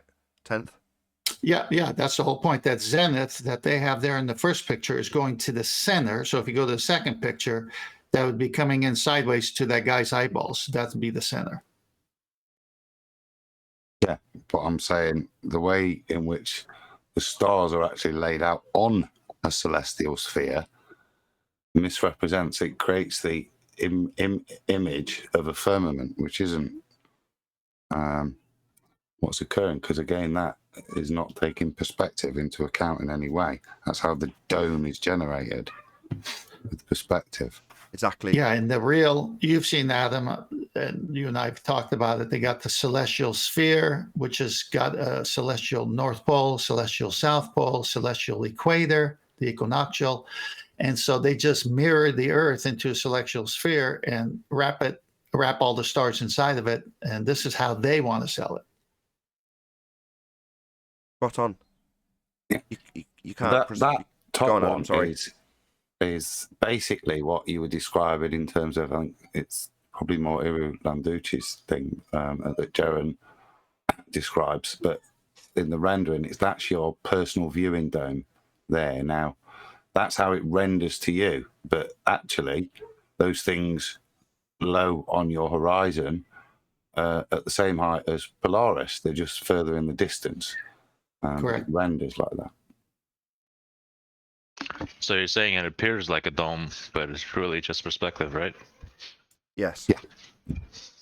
Right. Well summarized. Thank you for that, Adam. Is it? Or is it just the edge of vision trying to be represented?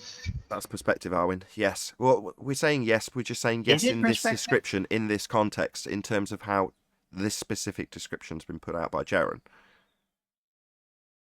Nathan, Right. I got another one for you. It's to Adam's point, how they depict it, and then with perspective, maybe it might help. Okay. Yeah, it's up.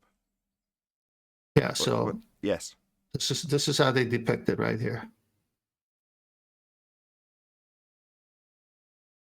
I don't see how that's going to help. That's should be fairly familiar to people. No, I know. It's just that what Adam is saying is spot on because of perspective. It's just getting further away from you. Sure, but when you go back to the first picture, that's much more akin to where it's come from and how it's come from in terms of the description that was summarized by Righteous Force in terms of perspective and what Adam's detailing. Then you can go to there, and then earlier I detailed how you can sandwich that on top of each other if you can be in two places simultaneously and end up with that.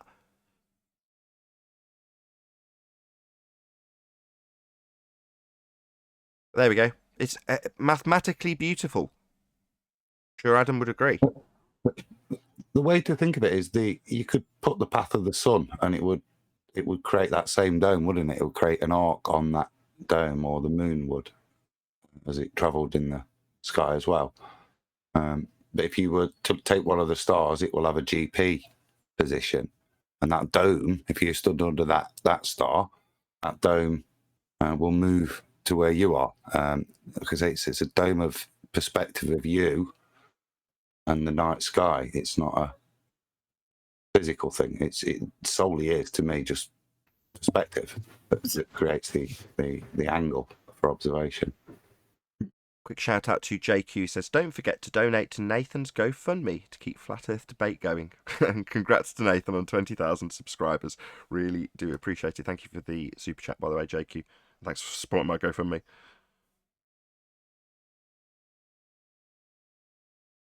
Perspective comes into the celestial sphere, though, because perspective is really all about physical things with Euclidean positions, right? That's when perspective becomes apparent. Things getting closer, further away, light from a specific position, inverse square law. That's all perspective. But the celestial sphere, they call it, it doesn't behave like that at all. It just migrates with you. So it just has this apparent sphere around you at the edge of vision, but it's non-local. It migrates with you, right? It's holographic, as I say it. But how do you depict that, though? You know, when you draw something that is holographic, which means visible specifically in relation to a position, how do you draw that? Well, you can't literally draw that. You can only draw it from one position, like that, like the picture. Well, that's where I was going to say people slip in the celestial sphere, but that's never observed. You know, you never observe a sphere. The celestial No, sphere not is a an old full navigating sphere, tool. hemisphere. Hold on, Designed hold to on, Adam, and replicate your field of view. hold on, Arwin. 10th, I've got your part of your presentation that you've done many times. Can you just detail what this is describing with the 3 stars, please? Yeah, so what Adam is saying is that if, let's say, you're in that far star to the right, the upper right, left, that if that star is directly over where it shows there, that would be the GP, geographical position of that star. And if you go to the far left star, let's call that 3,000 miles away, that from where you are, the red dot, then that would be the GP of that star. And if you go to the bottom right one, that would be GP of that star. And if, let's say, you're taking this reading from the red dot, well, you're not under any of them. You're measuring to the GP from your location on the ocean, let's say here. And so if the far left circle is 3,000 miles to the center, and the bottom circle is, say, it looks like maybe 3,800 from the center of that GP, and then that smaller circle is, say, 1,200 miles from that, then you draw your circles, circle of equal altitude, and wherever they cross is your position in relationship to those stars in the night sky. And so unless you're right under it, which would be 90 degrees, this is how navigation is working. So what Adam is saying is correct. It's the view of the person through perspective, but then measured properly. This is where we need someone in the flat Earth community with a drone. If we did, we could, say, stick 10th on a boat on a lake with the drone above him, and he could take the angle reading at 90 degrees above his head and say it's Polaris. Then he could take the drone out, keeping it at the same height above the water, and pretend it's another star, yeah, and take a measurement for it. Yeah, then he could take it out a bit further and take another measurement and so on. And the further he went, the lower the angle is going to be, less than 90. Now, all of those measurements were taken with the drone at the same height. But we've got different angles. So do you see when we talk about a dome, we've got a flat plane above us. And the perception of a dome is literally that. That drone would stay the same height above the lake, but we generate those same angles to the stars that we would then attribute to some form of either ball earth or firmament curvature. And back to 10th's original point, in order to achieve the angles in the first instance for this to all work, it'd have to be taking place on a flat surface. Yeah. I have a drone and I have a lake, but I don't have a 10th man here. Do you need a 10th man there? Do you buttle on the side? 10th? He said if we could get 10th with a drone, so 10th's fine. gonna have to come to New York. Oh, that's easy enough. I actually have a very good drone too. One of them like $500 drones. Nathan, I'm gonna put one more picture up to illustrate the point without. Here we go. So this is off of a screenshot off of a YouTube channel. Tell me when you got it. Got it. All right. So as you can see here in this Oops. No, drawing not got it. over a picture, I'm sorry, photograph from a video. He depicts the GP of the star right there, and that's the 90. The triangulation starts there. So he depicts the first guy here on the far left.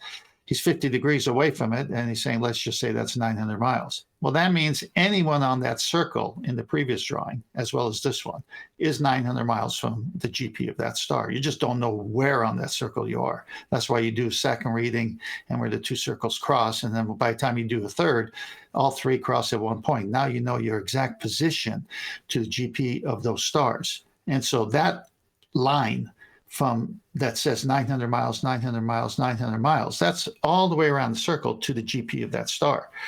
So that's 900 miles of flat, or 3,000 miles of flat, or whatever the distance is. That's the only way you get this angle. Hold on, don't downplay this. So 900 miles based on the GP to this star. But then when you go back to Correct. the other diagram, let's assume that that 900 miles was the circle for the star top right. What does that make the total surface area for this to all work to be flat? You're talking thousands of miles of flat for this to work. And that's precisely how it works. Yes, I'll look for one more picture from their site that even shows it better. I'll be back. I'm so glad of 10th I'll doing be this. So this just while he's digging that out, 10th's done a lot of research over the last 12 months, and he's presented much of what he's found on the pre-shows, as he's been, I don't want to say he's tentative about presenting it, he's just, presented what he's got, and it's not super polished. But as time has progressed, the strength of this has become more solidified in my mind in terms of how it's detailed. And Isa Mahalski was trying to explain this to me years ago, and I just didn't fully get it. I understood what he was saying. Say again. 2.5 million square miles. Say again, Adam. 2.5 million square miles in that 900 radius. Wow. Wow. So it's That's flat. a lot of flat. This is another example of Earth being obviously, observably, and measurably flat. Correct. Just before 10th gets into it, just 1 second. Is that miles squared or square miles? Just 1 second. So shout out to Unitox Femu. How we calculate or measure how much mountain is high. Hold on, let's make this bigger. I can't see his full super chat because it's blocked by something. How we can calculate or measure how much mountain is high, reference to what? Nathan yesterday in Leamington was beautiful. Yeah, it's beautiful today. It's been absolutely lovely. The rains have come and gone, and now it's epic. Unitox Femu is local to me. Okay, here it comes, Nathan. Okay, got it up. Thank you for the super chat, by the way, Unitox Femu. Sasha. Got it. It's up. Self-explanatory. 3,000 nautical miles anywhere on that circle to the GP of that star has to be flat. Yep. You ain't getting start that again. You're not going to be getting an angle to it if, as depicted, you're trying to acquire it from a curved surface. It doesn't work.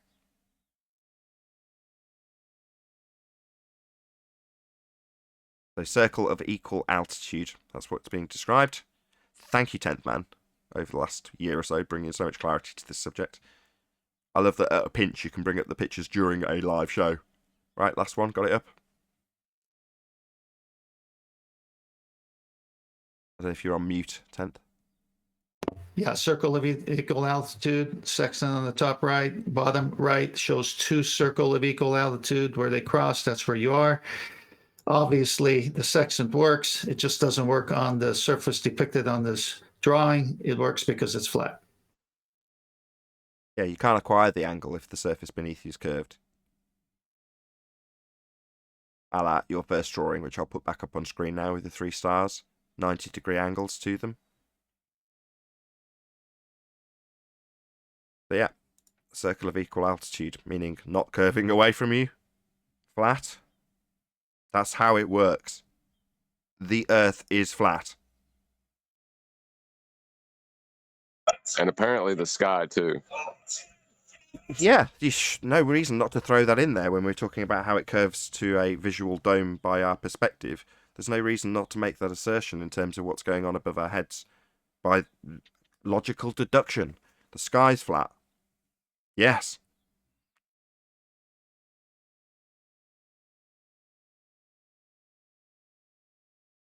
Why wouldn't it be? The flat skies are going to come out now. Well, that was what I was saying. The celestial sphere is never observed. It's only stitched together through, by hijacking perspective.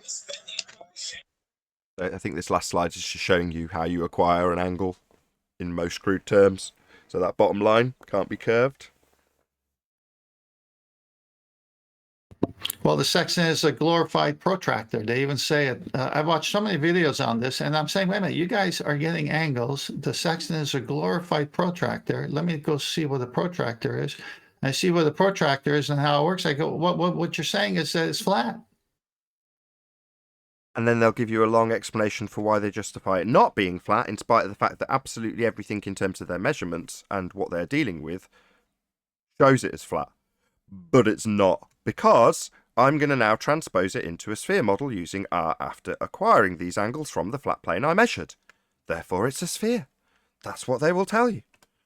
With that, I'm going to say, if you are watching this on either Nathan Oakley 1980 or Nathan Oakley Premiering streams, stay tuned, as there will be an after show to follow. Massive thank you to all of you who have supported my GoFundMe, links below. I've been Nathan Oakley, and I'll see you all in the next video.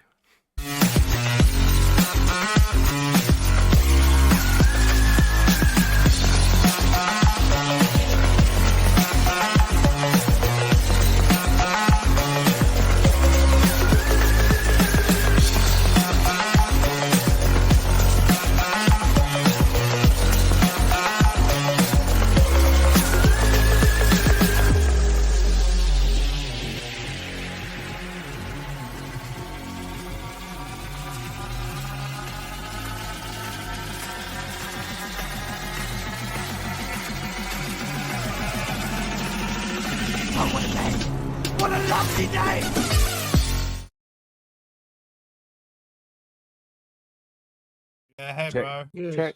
Might work. Hello. No problem. Check. Yeah. Check, so check, you're here. what's been taught there is that the Earth is curving, so there's no way to determine the altitude of the star or the angle of the star. Sorry. Are you trying to wrap your head around you trying to wrap your head around what's just been presented, Tommy? Yeah. But just sorry, my microphone keeps going out. Yeah, I was just listening in, and you were saying about the Earth, the floor being curving, so you cannot really determine what realistically angle you're looking out from. They're already assuming the angle they're looking out from, so they think they know it. But you've got to prove that first, right? Is that the confusion? Depends how you do it. If you're actually measuring it, you've got to presuppose it's a sphere to get you position data, then make a tangent plane to measure it because you're dealing with a flat surface. So it's just the presupposition comes first. Whereas if you're doing these measurements to stars, as per Adam's description of what red rhetoric would do in this regard, you make the measurement because you can get an angle from a flat plane, and then add R afterwards. So it just depends what you're doing. Yeah, I understand. Hey. Yeah, I totally understand. They are. Yeah. Nathan, I got 2 more slides. Start with the second one first with the single circle. Got it? In this illustration, you are somewhere on the circle of equal altitude around the GP of the object. But where? The circle could be thousands of miles in circumference.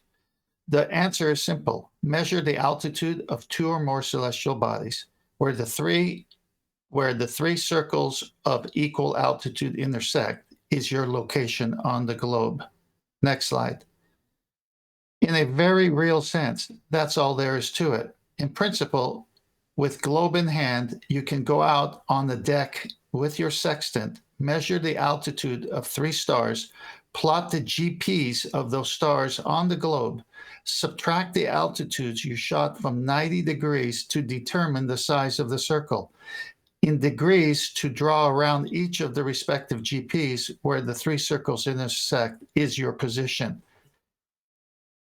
Right. 90 degrees? 90 How do you degrees. get 90 degrees? Exactly. Took the words out of my mouth. 90 degrees? Are you getting that now? Yeah, it's flat. There's no. It's game over. The more you say it, the better it'll be understood. Well, it's triangulation. You need a right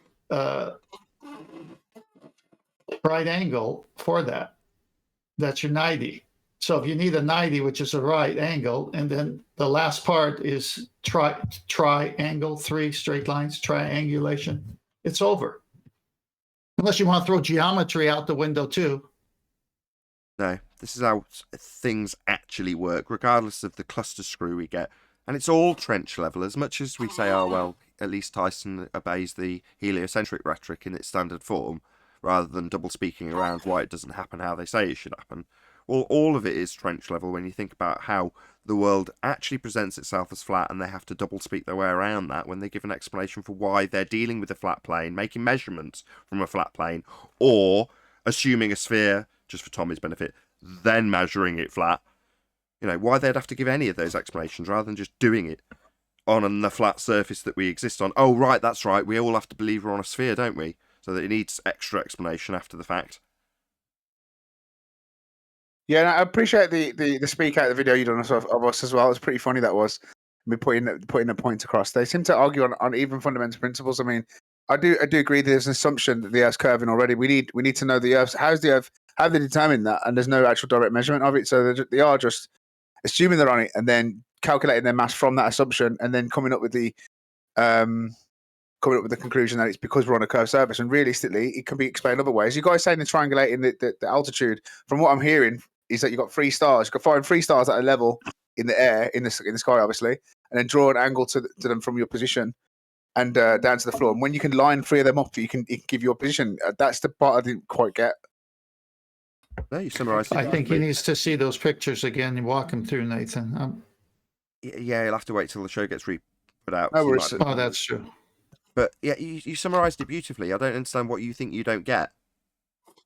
How do I line them up to find my position? Like literally, like do I line up the trajectories from my position? You mean the 3 different points that are in the sky, and that's how I find my position. I don't know. I think that didn't seem to. That's the only part I didn't quite understand. Gotcha. Yes, how you can line them up to find your position. Yeah, you do just need the diagram in front of you because it makes it self-explanatory with a picture, which I would take 1,000 words to describe. All right, no worries. Someone stick it in Discord for him if they would. But that's all they could do is pre-assume a sphere and get to do what they do because they can't show you one. Hey, Nathan, I'm loading you up with some of my own work and some others here. Okay. Let me know when you want what you want. Let's just talk about it. You got it.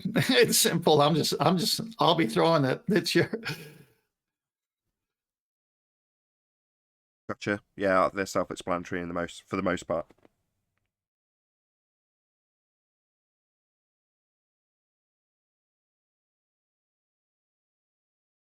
Yeah, but I prefer there wasn't silence as they're clicking by. Yeah, okay. I'm sorry. I'm just going to send you this other one, and then I'll come back right here. I'm sending it. I'm clicking through them on. for the audience's benefit. As I say, given what we've just discussed, they're pretty much self-explanatory. The disco ball. Lots of tangent planes.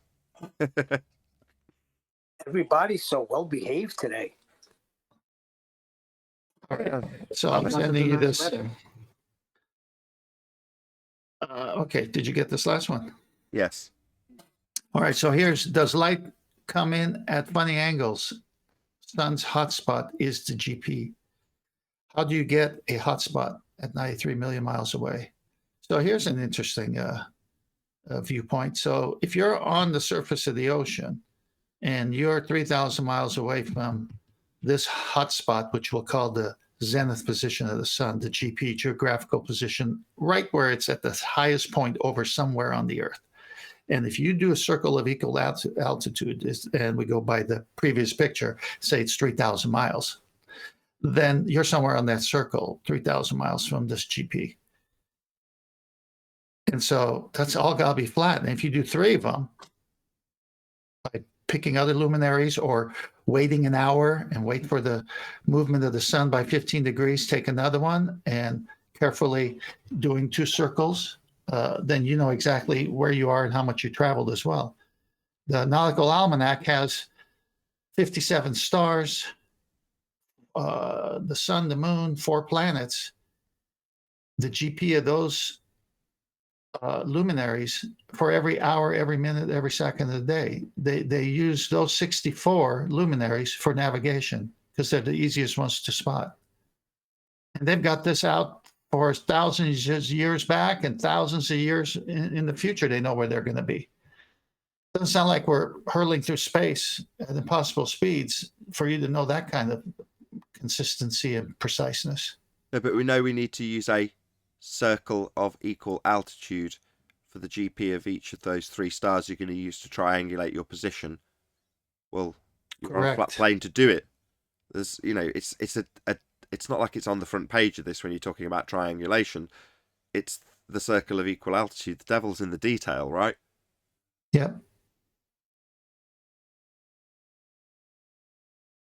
And they got a bigger problem. Sun's light has to come in parallel. Yeah, for them on a heliocentric model, it does at 93 million miles away. For us, we can observe what it obviously bloody does. It's on screen now. Exactly. I think that was the great detail that I watched when I watched it. When you guys said that the light comes in parallel, it's coming from such astronomical distances. There isn't going to be no like angle of light, really, is there? We're just going to be illuminated from straight rays of light from such a gleaming, blaring, giant, apparently, light giver, which is the sun. So, correct. Why? Yeah. Well, they straighten it out by reversing it. So what you see in terms of the light's rays spreading out on the picture that's for my audience now, right, which could be any picture of the sun really coming through clouds. Once you've made your measurement for your GP in this instance for triangulation on a flat surface, well, you've then got to have the sun put at a vast distance away with light coming in straight. So you bend the ground and straighten the light rays. The only problem is that that's not how it presents itself. It's observably bloody obvious it's not doing that. But that's what the maths forces the light to actually do in their paradigm. The light is coming in straight in a heliocentric model. It just isn't doing that in reality. I'm going to find that short video of the time lapse of the sun traversing at 15 degrees an hour. And Righteous spotted it as well a few shows ago, where the light is coming in on an angle, and you can see some of the extreme angles hitting trees and building and casting shadows. And that shadow is telling you exactly, basically, how sextant works. The shadow shows the angle of where that tree is to the sun at a distance coming in at an angle. So Eratosthenes' shadow experiment was nothing more than the sun over a flat plane at a distance away from its zenith position, where it was over the well, casting little or no shadow. I found it here. Hold on. I'll be back. Right, which is where we get back to Adam's description of Red Rhetoric adding in R afterwards. Now they're going to deny shadows. Whose video is it, though? It's someone on YouTube. You don't have to show the whole thing. No, Just I'm not going to show it at all. 2 seconds. If it's not mine. All right. Okay, but your description you've done was it before, but no, I'd rather not. Anyway, just because it's an important show, I'm not going to risk it or stress about it. But your verbal description was good enough, and anybody knows from what you've described what you're talking about. I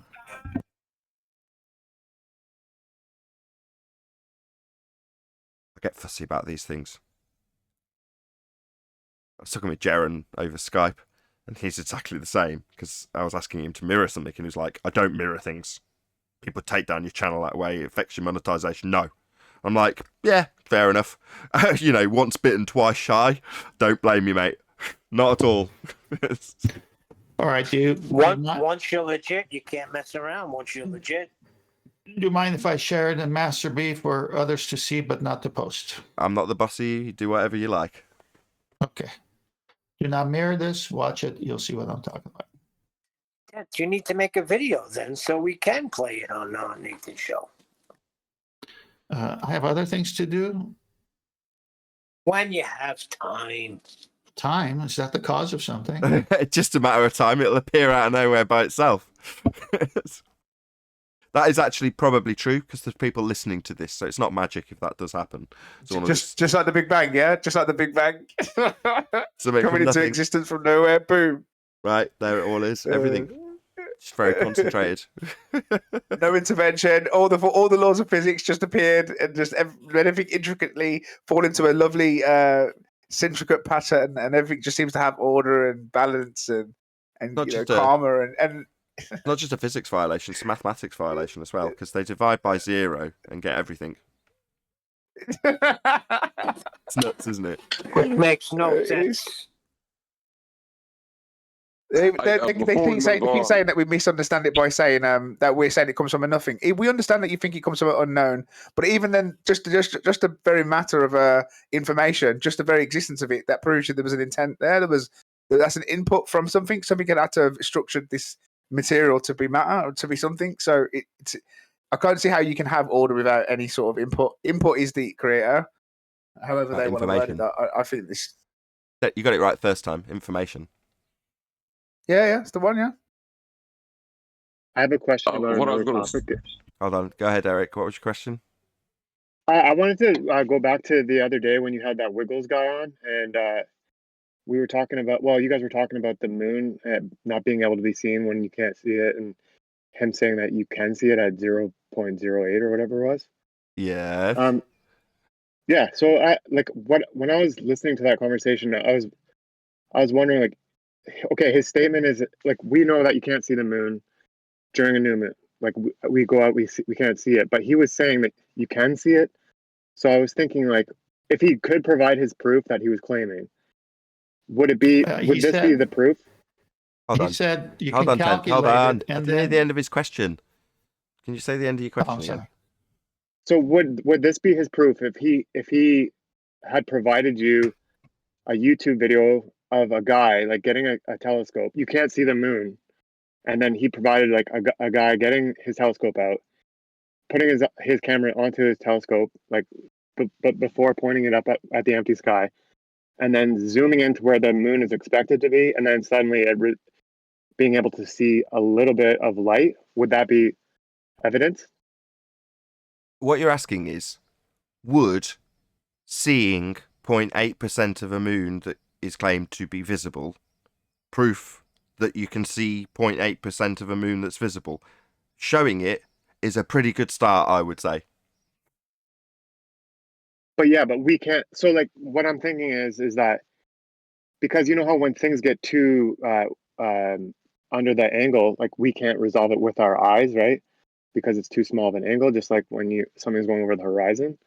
If the light of the moon is too small of an angle that we can't resolve it with our eyes, that's invisible. We can't see the moon, like it's invisible.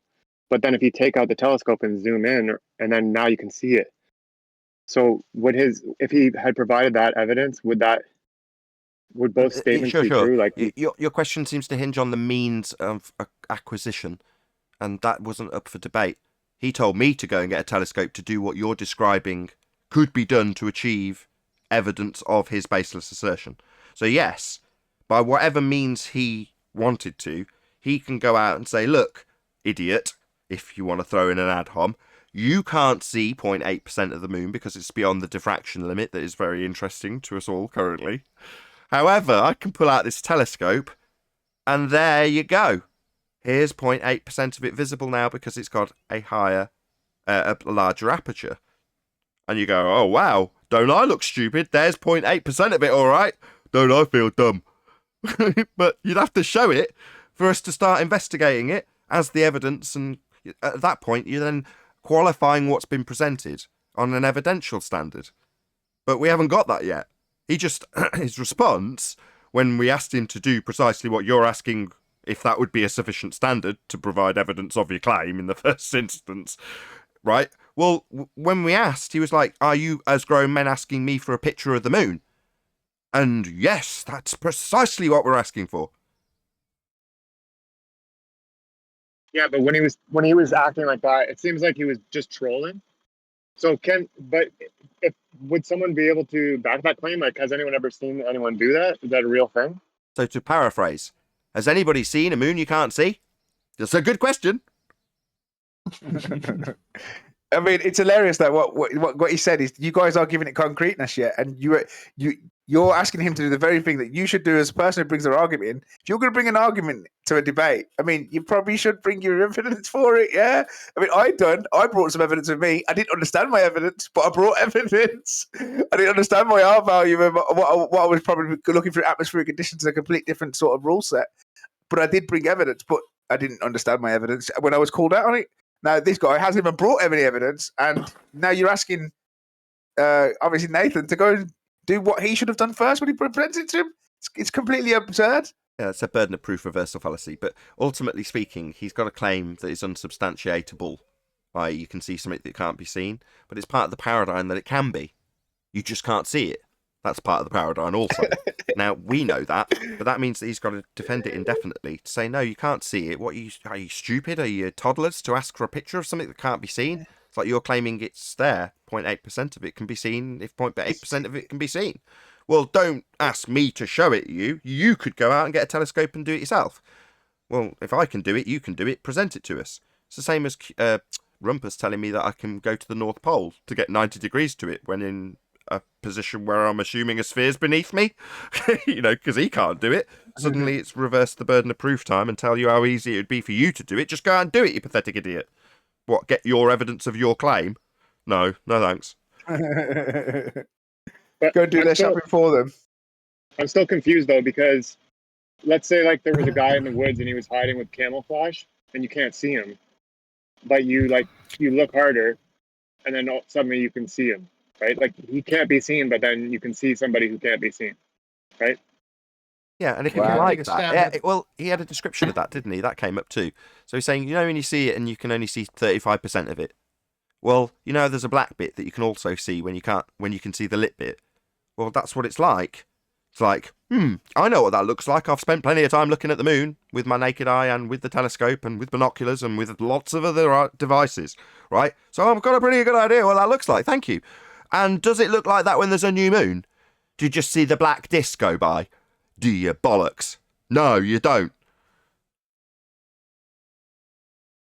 Let me tell you what I was thinking, and Brian and I chimed in on it with the guy. Well, the moon to them, heliocentric, we landed on it, right? So it's a solid object.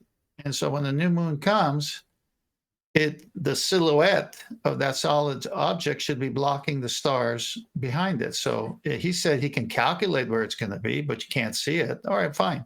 Then we should be able to track the silhouette like a black hole. Of a black hole. The activity around it, you can tell from the background. Because if it should block out the stars that in that vicinity, in that area, so that will give you like a 3D image because the background's going to be obscured. That's what you're going at? Yeah, the black disc should be there, right? He went looking for it. Yeah, but we can't see it. That's the bottom line. But the problem is, it can't not be there in the heliocentric model. So they'll fight all day about how it's predicted to be there, and therefore it is. Well, you can't see it though. But it is still there, but you can't see it. Well, there's 0.8% of it. But you can't see it. But there's 0.8% of it. Sounds like the geometric horizon. It's there, but you can't see it. It's just like... Yeah, I got a question. Could they still bounce the moon signal off it, even if they can't see it? They sent it from a transmission site in Australia. There's a big dish. You can make phone calls to it and all sorts from there. It's amazing. The relay's wonderful. Even their container as well. It's like their container, you can't see it, but it exists because obviously gravity's their container. So their container you can't see, their geometric horizon you can't see, but you've got to believe it's there. The curvature you can't see, you got to believe it's there. Fucking the Coriolis is there, but you can't see any Coriolis. It's just going. It's literally all believe it's there, but we can't see it and demonstrate it. It's getting really, really, really bad for the globe. Honestly, it really is. With that, I'm going to say a huge, massive, enormous thank you to both Discord and G+ panels for making today's after show possible. And of course, a massive thank you to all of you in either Nathan Oakley 1980 or Nathan Oakley premiering streams, hopefully smashing the super chat, liking, commenting, sharing, subscribing, and hitting the GoFundMe campaign. I've been Nathan Oakley, and I'll see you all in the next video.